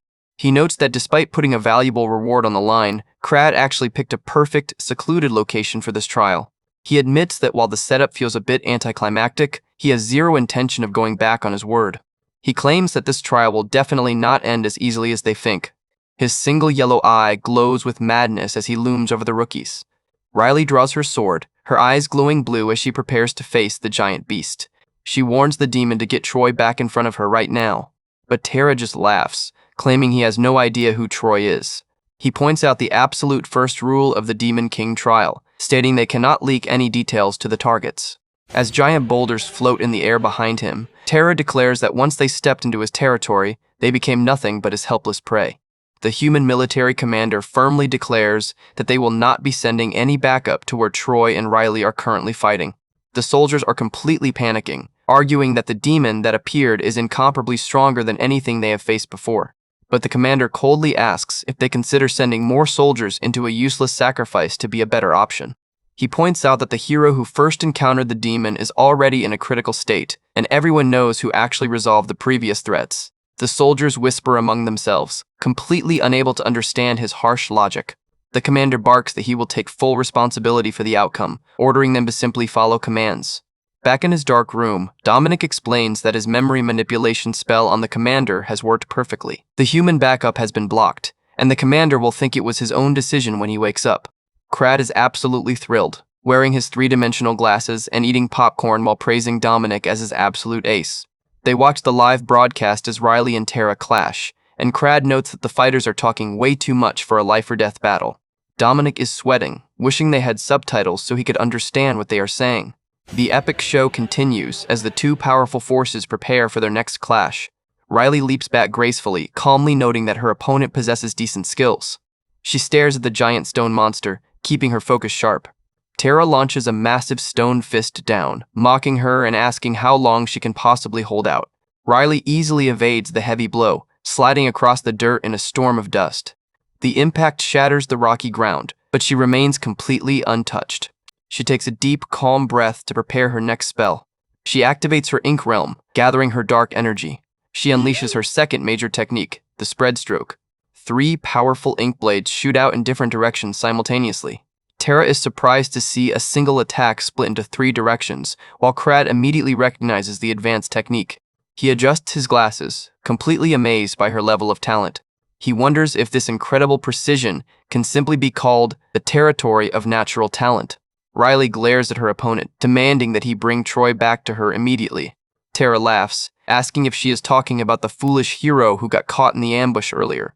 He mockingly claims that he has felt absolutely no presence from Troy since the attack, so the boy is definitely dead. Riley's eyes glow with a furious blue light. Terra continues to laugh, taunting her that she will have to see the corpse for herself to believe it. He gathers his energy, ready to unleash his full power. He promises to send her right to Troy's side in the afterlife. Riley stands in the shadow of his massive attack, looking incredibly cold. She quietly whispers that she finally understands his trick. A floating purple core orb appears in her mind, revealing the source of the demon power. She starts to formulate a counter-strategy.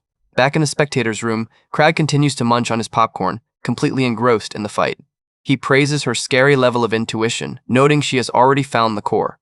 He asks Dominic if he knows why he chose this specific rocky terrain for Terra. He explains that while the rocks boost Terra's combat strength, her massive energy core radiates a heavy aura that Riley was bound to sense early on.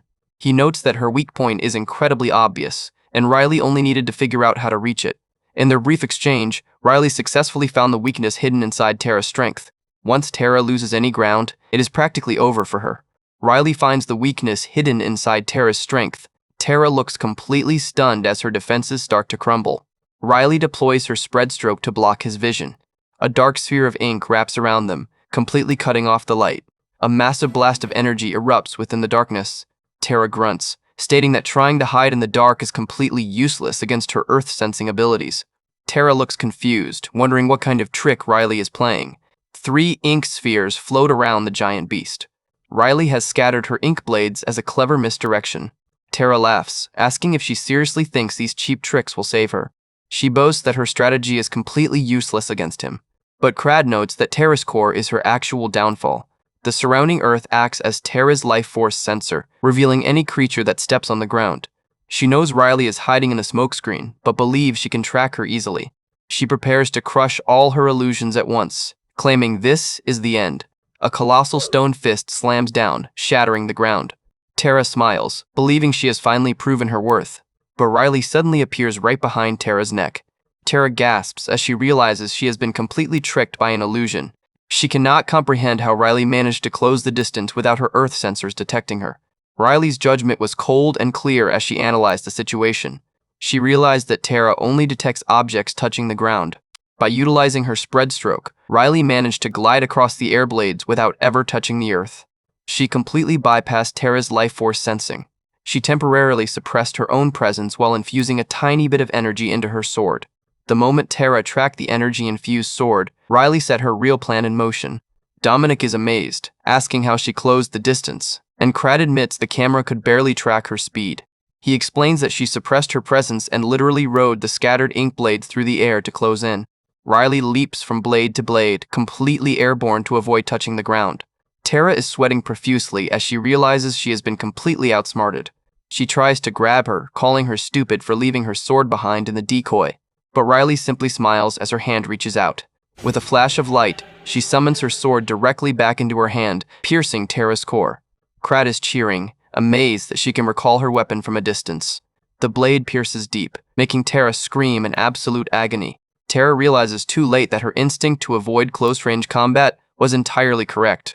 Riley drives the blade deeper, confirming that this was indeed the weak spot. The dark energy surges as she seals the victory, but Tara suddenly grabs her arm with a tight grip. She pulls Riley close, her face twisted with a dark grin. She coughs up blood, admitting that Riley's strategy was brilliant, but she warns her that she should have looked more carefully before choosing her target. Tara's stone jaw opens wide as she prepares to crush Riley, claiming she will not let her escape alive. She roars that Riley should have chosen her targets more carefully. Meanwhile, Troy is sprinting through the mountains, sensing the massive surge of killing intent and desperately trying to reach his partner's side. Troy runs as fast as he can, knowing Riley is fighting completely alone. Tara slams his fist onto Riley, who is holding up her sword defensively. Riley's face tenses as she is pinned down by the immense pressure. Tara stands victoriously, looking down at his captured prey. He tells her that if she has any last words, he will gladly hear them. Riley smiles coldly, noting that something feels off.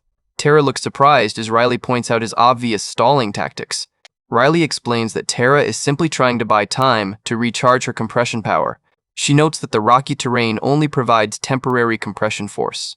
She reveals that Tara's giant body is completely hollow once the crystal core is taken away. Crad is amazed by her incredible presence and combat intelligence for a rookie. Riley stands tall, declaring that she is still a licensed hero. She explains that she already identified the fake crystals before she struck. She aimed specifically for the true source of power. But when she pierced it, she felt an artificial energy flow. She asks Tara if she can actually move her weak point around inside her body. Tara is completely shocked, sweating profusely as Riley exposes her secret. She laughs nervously, admitting Riley got the wrong answers but praising her effort. Tara's body begins to shake as she gathers her remaining power. Suddenly, a giant stone drill surges from her arm, ready to pierce Riley's head. Tara attacks with full force, declaring that it is time to end this. Dominic criticizes Tara's terrible acting and lack of composure. He notes that despite her composure, Riley is still pinned down and struggling. Tara is ready to put a hole straight through Riley's face. She believes there are no more variables left to stop her. Suddenly, a golden flash of energy strikes Tara's arm. Troy leaps in with a massive hit, shattering Tara's stone drill just in time. Troy stands protectively in front of Riley, looking incredibly cool. Crad asks Tara if she wants to forfeit the trial at this point. He explains that while he wants the kids to get experience, there is no need for high-ranking demons to die. Dominic sighs, while Crad admits he has no desire to throw away his generals' lives. Dominic grumbles that Crad is still an accomplice in this mess. Troy decides that Tara's own wishes are what matter most right now. Troy carries Riley on his back, apologizing for taking so long to arrive. Riley blushes deeply, begging him to put her down. Troy panics, asking if she got hit by a deadly poison because her body is burning up. Riley's face is steaming as she insists she is fine and just wants to be put down. Tara stands up, furious that these insects keep crawling back. She is humiliated that she completely failed to detect Troy's energy until he was right in front of her. Troy prepares to fight again, annoyed at his own carelessness. He focuses on the crystal core Riley mentioned. His eyes glow as he aims for the crucial spot. He gathers his energy, ready to strike. He prepares to launch a heavy counterattack. A massive explosion rocks the field. Troy is knocked back but lands safely on his feet. A blue magic communication link appears right in front of Tara. Crad's voice echoes through the link, offering Tara one last chance to forfeit. Tara refuses, claiming she will not throw away this once-in-a-lifetime opportunity. Crad admits he respects her strength and does not want her to die a meaningless death. He officially acknowledges her as a worthy general. Tara is completely stunned by his words. The Demon King himself has acknowledged her. She feels a mix of sadness and pride at his recognition. She tears up slightly, admitting those words brought her a brief moment of joy. She clenches her giant stone fist. She tells Crad to shut up because the trial must continue. She is prepared for either victory or death. She launches her final, desperate strike. She claims she is the earth itself, ready to swallow them whole. Riley supports Troy as the massive earthquake rumbles around them. Riley admits she made a mistake by underestimating Tara's recovery speed. Suddenly, the commander's voice speaks through their communicator. The commander nervously apologizes, stating he will keep his message brief.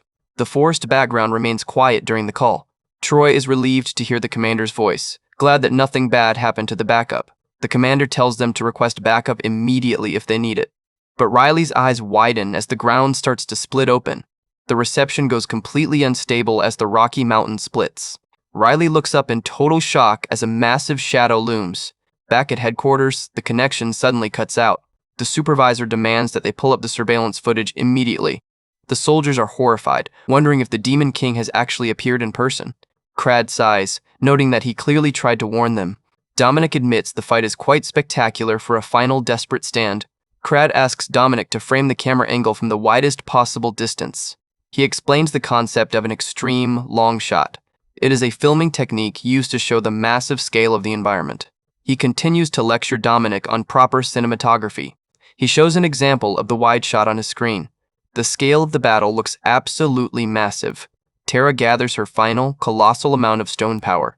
She roars that she will bury every single one of them. The giant stone fist descends with unstoppable force. Troy stares up in awe at the sheer size of the attack. He knows he cannot let this giant monster reach the local village. He gets ready to block the final strike. Riley prepares to support him with her remaining energy. Tara is standing in the middle of the raging storm, wondering where the two young heroes are hiding and telling them to show themselves immediately. She has not just grown in size. Her ability to manipulate and control the earth has improved dramatically, allowing her to easily trigger a massive landslide vortex around herself. A normal hero would have immediately been swept away and buried under the colossal wall of rock and debris, or they would have simply lost their courage and run away in absolute terror. But Troy and Riley are completely different from any average heroes. Instead of running away or looking back in fear, they stare directly at their giant enemy, ready to face the challenge head-on. Tara already predicted that Troy would be the first one to charge forward and show himself. She commands her earth serpent to find and secure his legs. The giant stone snake emerges from the ground, locking onto Troy's position. Troy is shocked, realizing that the demon he nearly killed earlier has returned looking completely fine. The serpent strikes with a massive impact, tearing up the rocky ground. A giant wall of stone rises to trap Troy. Troy is completely pinned down by the sudden attack, but he gathers his strength, slicing through the stone serpent with a powerful mana slash. He mockingly tells her that if she is just going to get beaten again, she should bring some friends next time. But his confident grin immediately vanishes as 3 giant stone serpents rise from the earth behind him. He realizes he might have spoken way too soon as the monsters loom over him. He prepares to defend himself against the overwhelming numbers. Troy speaks into his communicator, telling Riley that the demon will definitely focus all attention on him. He notes that just because her ambush worked once, the demon is seriously underestimating his true power. Tara huffs, claiming she can easily summon as many stone serpents as she wants, so Troy's struggles are completely meaningless. She notes that aside from his faint presence, there is absolutely nothing special about Troy. She decides there is no reason to overinvest her energy on him, focusing her attention elsewhere. But this plays right into their hands as Riley tells Troy she is counting on him to divert the enemy's focus. She needs Tara fully distracted so she can locate the new position of the crystal core. Troy charges out into the open, loudly screaming at Tara to stop ignoring him. He runs directly toward the giant beast, making as much noise as possible. Tara continues to ignore him, focused entirely on scanning the area for Riley. Troy screams at her again, demanding that she stop looking away. He leaps through the air, gathering a massive amount of ink energy. He decides it is time to show her a level of firepower she absolutely does not expect. He unleashes a colossal golden blast that shatters the surrounding stone serpents. Tara is completely stunned by the sudden, massive explosion of power. She realizes she has seriously underestimated Troy's strength. His hidden power is far beyond anything she recorded from the previous encounter.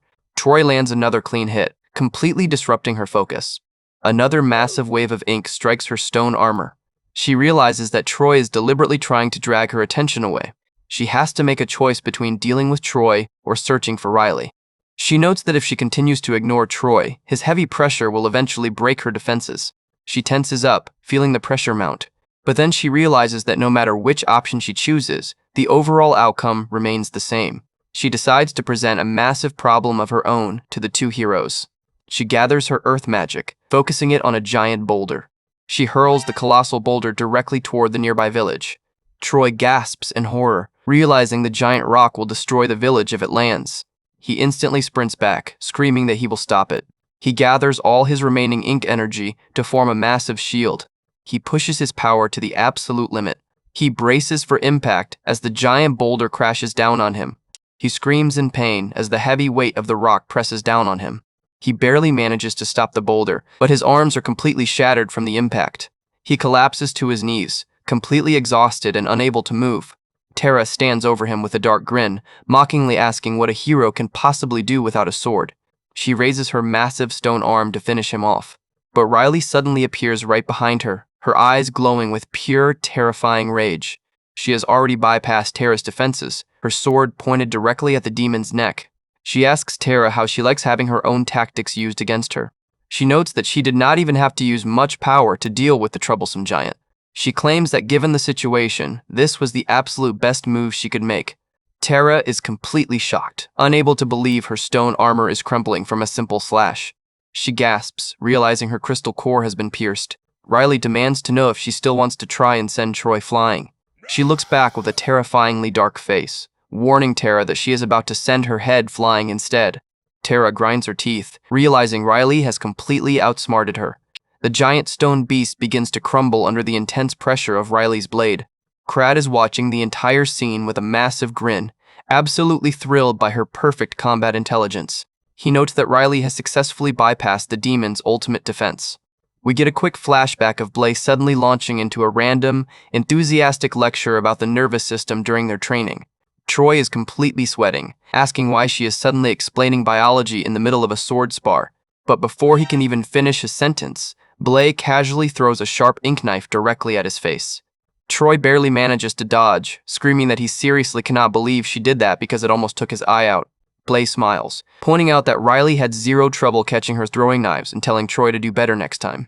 She explains that the concept is actually incredibly simple, but most rookies fail to grasp it.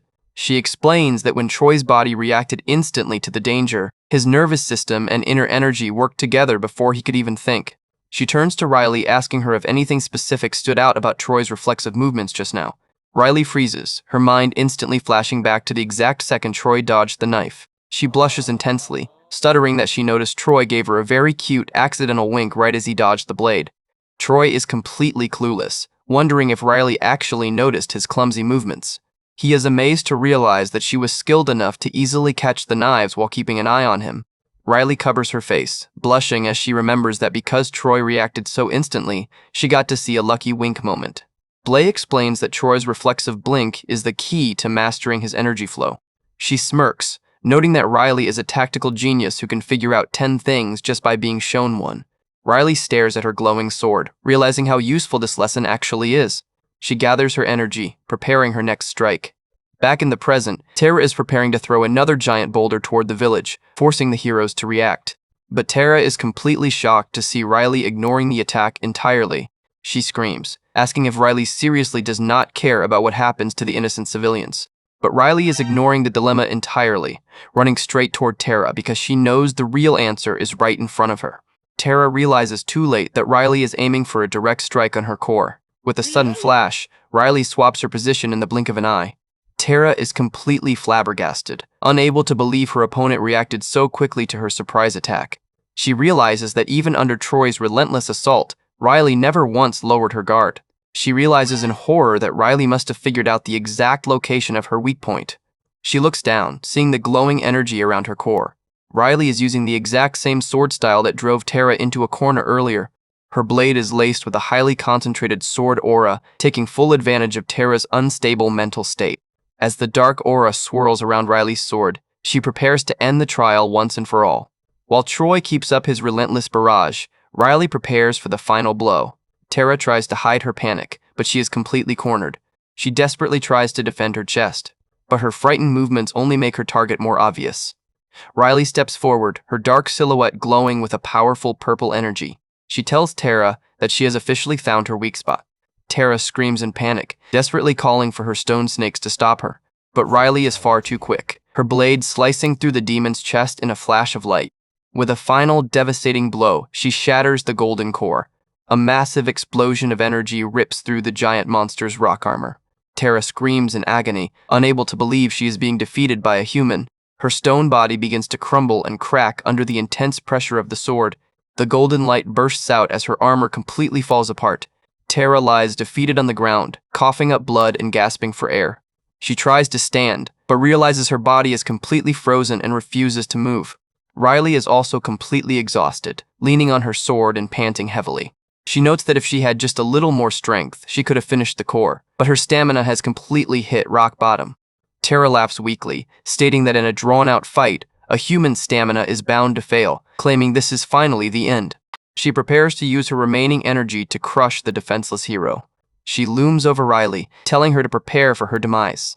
Riley stands her ground, refusing to show any fear. But suddenly, Troy walks out of the dust, clutching his broken arm but wearing a confident grin. He laughs, noting that it is a good thing he has been practicing fighting with just one arm. He points his sword directly at Terra's heart, telling Troy she cannot move her weak point anymore since she spent all her power. He focuses his energy, ready to deliver the final strike. With a powerful, one-armed swing, Troy unleashes his ultimate mana slash directly into her chest.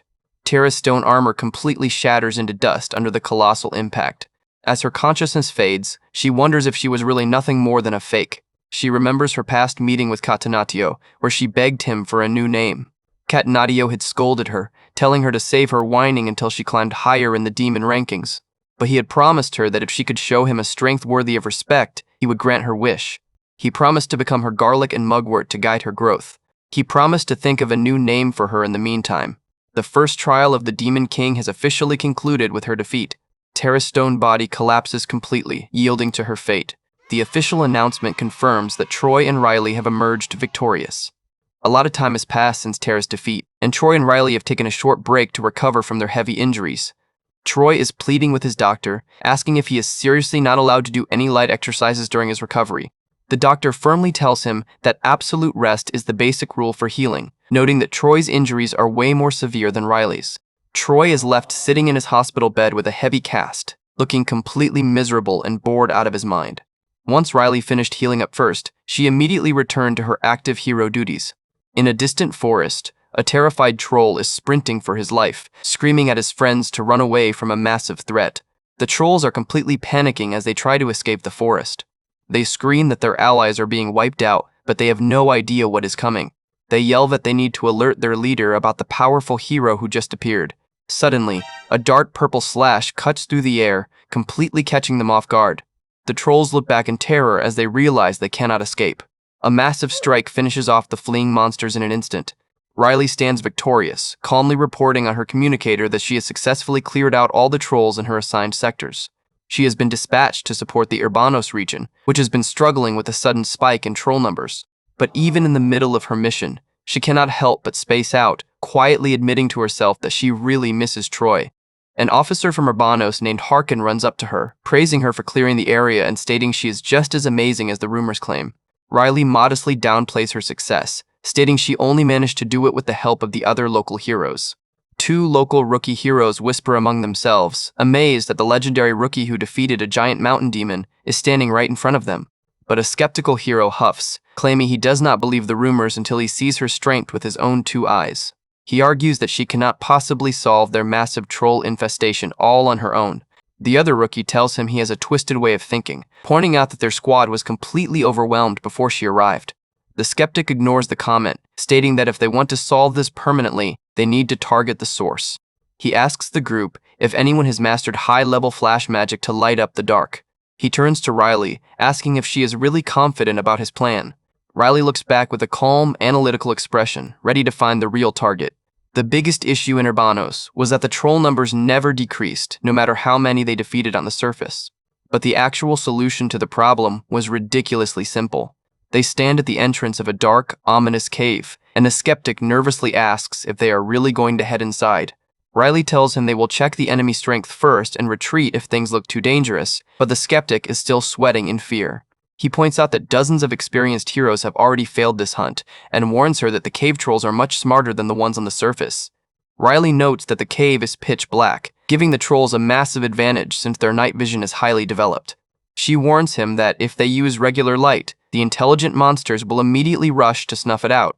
Suddenly, the skeptic silences her, pointing deeper into the darkness. He gasps, noticing that a small group of trolls has already come out to meet them, but they are not attacking yet. Riley realizes the smart beasts are prioritizing them as a major threat instead of blindly charging. She tells the skeptic to prepare his flash magic and light up the entire cave on her signal. The skeptic is sweating bullets, completely terrified but trying his best not to show his fear in front of her. He gathers his energy, praying that nothing bad will happen. Suddenly, a giant, red-furred troll boss bursts out of the darkness with a terrifying roar. The skeptic completely loses his cool, screaming in terror as the massive beast charges.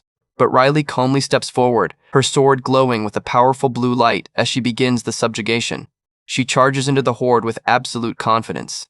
Before coming here, she had already survived some of the most brutal and hellish battlefields in the world. To a seasoned warrior like Riley, these cave trolls are absolutely no match at all, as she cleanly slices through them. The other rookie hero is desperately waving his hand, asking if Cretan is even listening to him. Cretan is standing there with completely wide, blank eyes, looking like he has seen a ghost. His friend asks if he accidentally flashed himself blind with his own light magic because he is looking so incredibly out of it. He reminds Cretan that he claimed he would not believe Riley's strength until he saw it with his own eyes, and asks for his final review. Cretan can only sweat, remembering how he did exactly what Riley asked and lit up the entire cave with his strongest flash magic. But to his complete surprise, the cave trolls did not even attempt to attack him or block the light. The terrifying troll leader had actually dropped dead from a single, effortless blow from Riley. Riley calmly turns to Cretan, asking him to keep his flash magic going so she can wrap things up. She tells him she is going to finish off the remaining trolls quickly. The sheer pressure of her dark shadow aura is so intense that the rookies are literally shaking and drooling in fear. His friend teases him, asking if he may be swapped bodies with a terrified troll because he is shivering so much. The mission wraps up successfully, and the local officers are completely amazed, admitting they have no idea how to thank Riley properly. They state her help was absolutely invaluable in saving the entire region. Riley politely tells them not to feel pressured, pointing out that she never could have cleared the cave without their light magic support.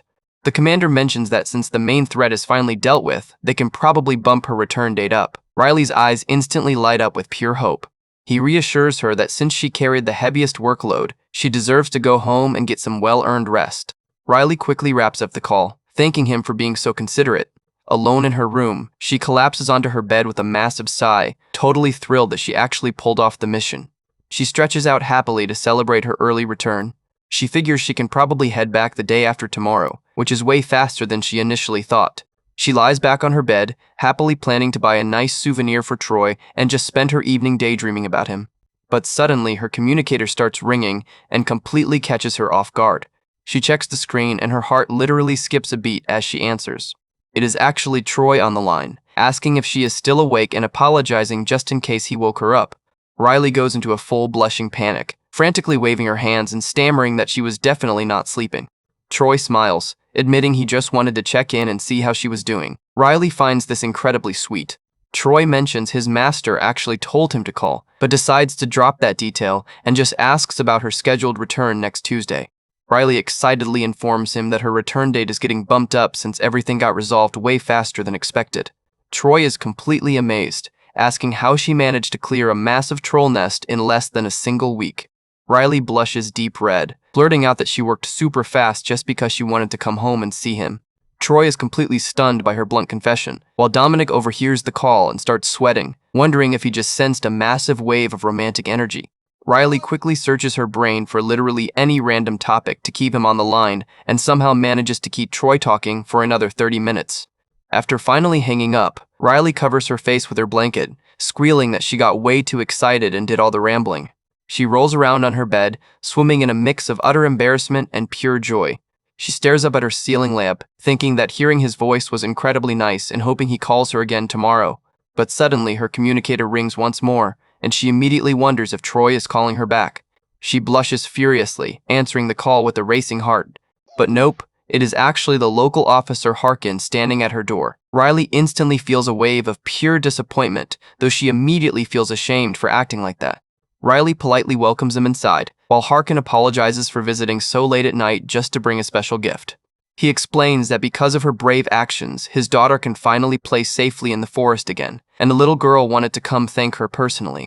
He gently coaxes his shy daughter to step forward and present her gift. Riley thinks this little green-haired girl is absolutely adorable, giving her a very warm and friendly greeting. The little girl is extremely shy, silently holding out a folded piece of paper. Riley gently accepts the drawing, wondering what the kid made for her. She looks at the paper in total silence, her eyes widening as she processes the scene. She remembers her master telling her that being a hero means running into these precious little touching moments.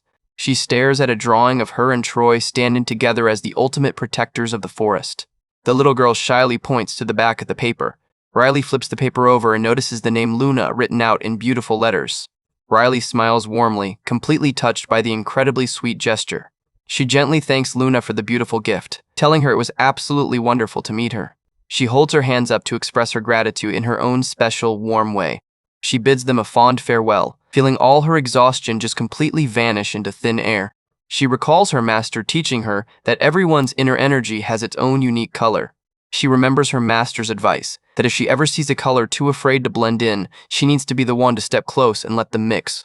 The little girl looks incredibly happy, actually crying tears of joy as she receives Riley's warm thanks. Riley silently watches them leave, her heart completely filled with a deep sense of peace and purpose. Just as she expected, Riley's return date officially gets bumped up to the day after tomorrow. On top of that, she gets full VIP treatment for the rest of her shift. The local heroes gladly take over all the remaining troll cleanup. Honestly, she feels a bit guilty being the only one resting, so she decides to walk around town using a light patrol as an excuse. She tries to argue that the others might find it unfair, but everyone in the unit is more than happy to just let her relax.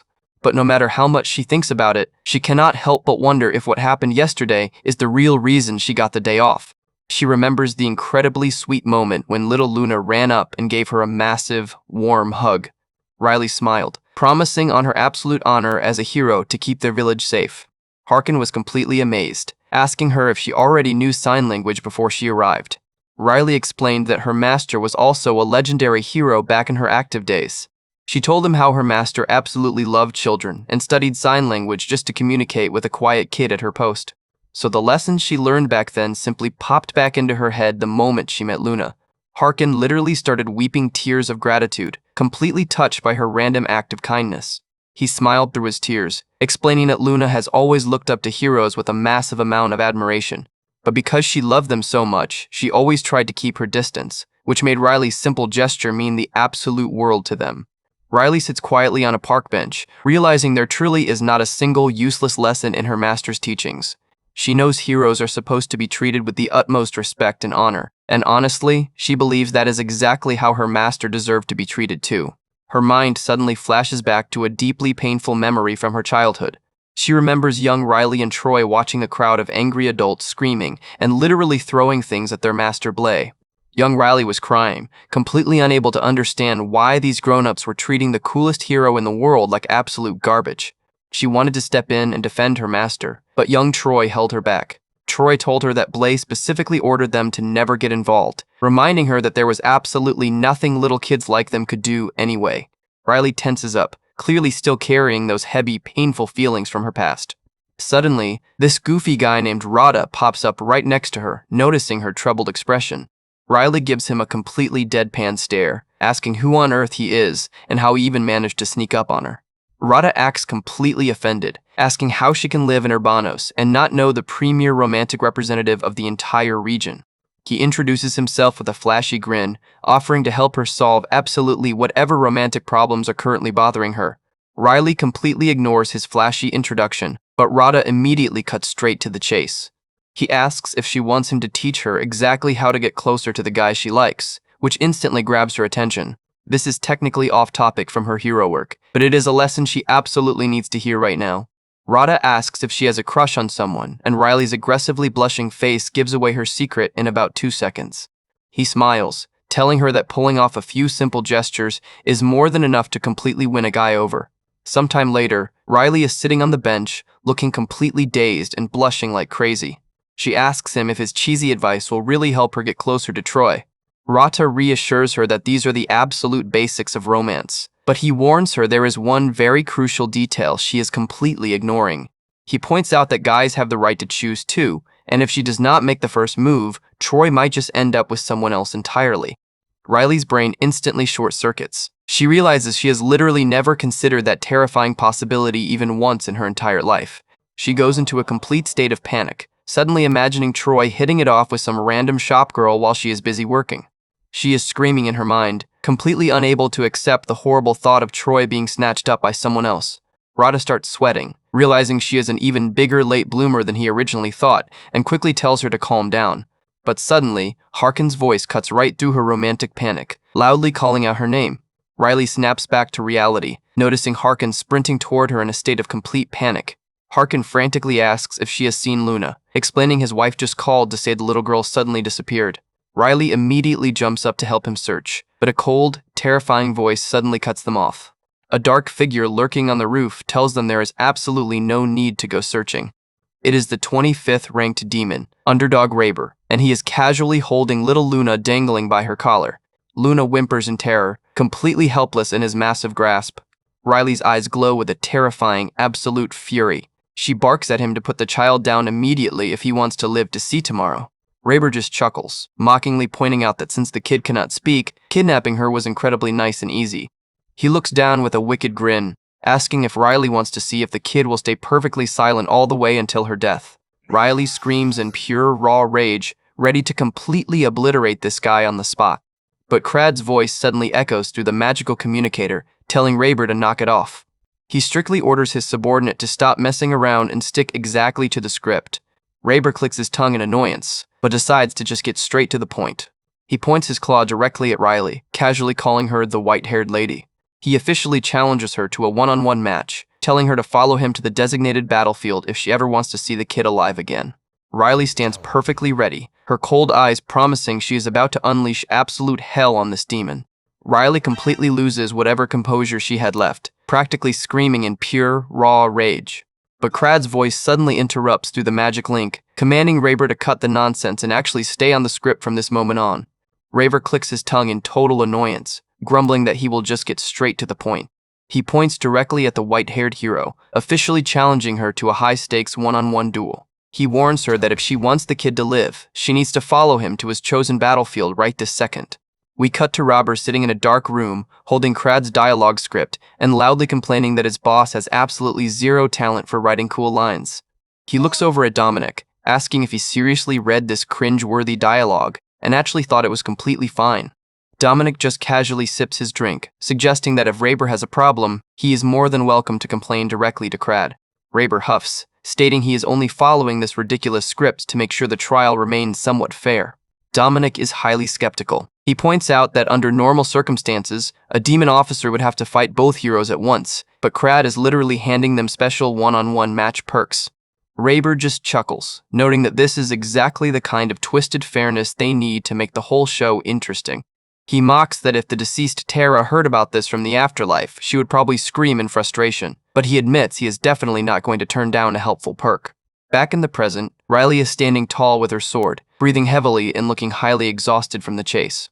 She asks Raber if all he actually wants from her is a clean, private duel.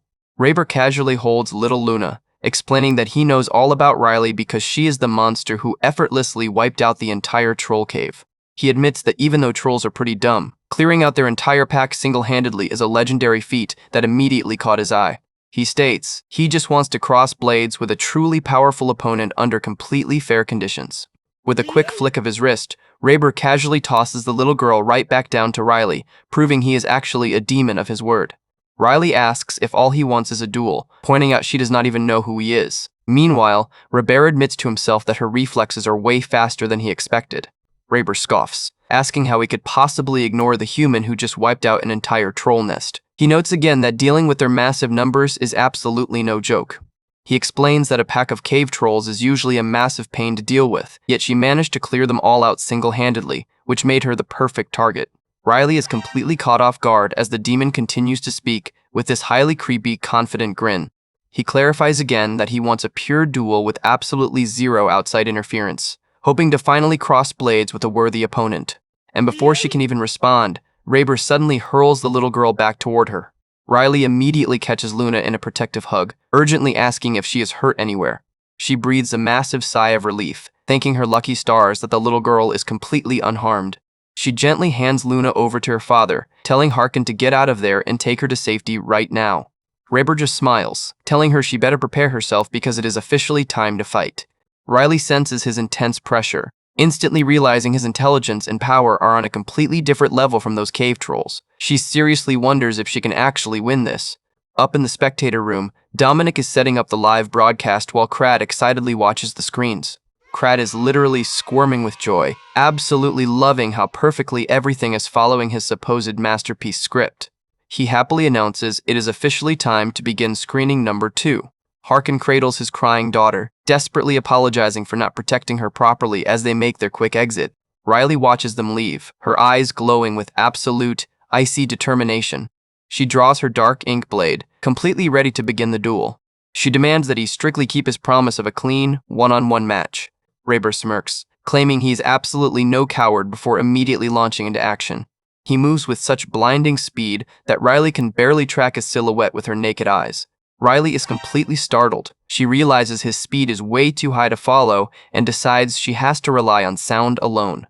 Raber's claws clash against her sword in a massive shower of brilliant purple sparks.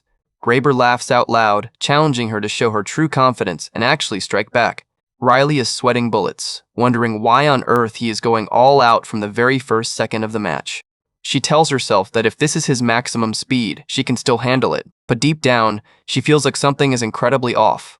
She has no idea that Raber's true specialty is actually acceleration. This means his physical abilities continuously ramp up the deeper he dives into a fight.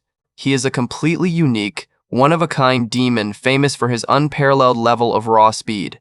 His movement literally mimics the legendary Dempsey roll, leaving Riley completely overwhelmed by his relentless barrage. Crad proudly explains to Dominic that Raber achieved this insane level of speed through pure, relentless effort alone. They watch the screen as the two fighters engage in an absolutely brutal, fast-paced slugfest. Riley's sword clashes with Raber's, claws in a massive explosion of magical sparks. The impact is so intense that the surrounding cliffs actually begin to crack under the sheer pressure. Dominic turns to Crad, asking if he is seriously not worried about the future of this insane trial. He argues that putting absolute obedience on the line was a massive mistake, terrified of what will happen if a demon actually manages to win. He is genuinely worried about who he will be forced to serve if Crad gets defeated. Dominic is literally on the verge of a complete mental breakdown, desperately pleading with Crad to stop playing these dangerous games. Crad just laughs it off, jokingly suggesting that Dominic can always try aiming for the Demon King throne himself if things go completely south. Dominic immediately opens his system menu and secretly uses his special permission to badmouth Crad in his own head. His remaining uses for badmouthing the Demon King instantly drop down by 1. He is forced to just sit there and endure while Crad gently pats his head like a dog. Crad reassures him that if he ends up under someone else, it just means he was never fit to rule anyway. He confidently claims he has already accounted for every possible margin of error. But his confident little speech is violently cut short as a massive splash of blood splatters across the screen. Riley has just taken a direct, absolutely devastating hit straight to her face. Dominic slowly turns his head, completely deadpan, asking Crad if his brutal hit still falls under his so-called perfect margin of error. Crad is just standing there with a completely blank, dazed face. His jaw is practically dropping in absolute utter shock. Dominic immediately opens his menu again, officially confirming that Crad has absolutely zero backup plan for this. And just like that, his remaining uses for bad-mouthing his master drop even further.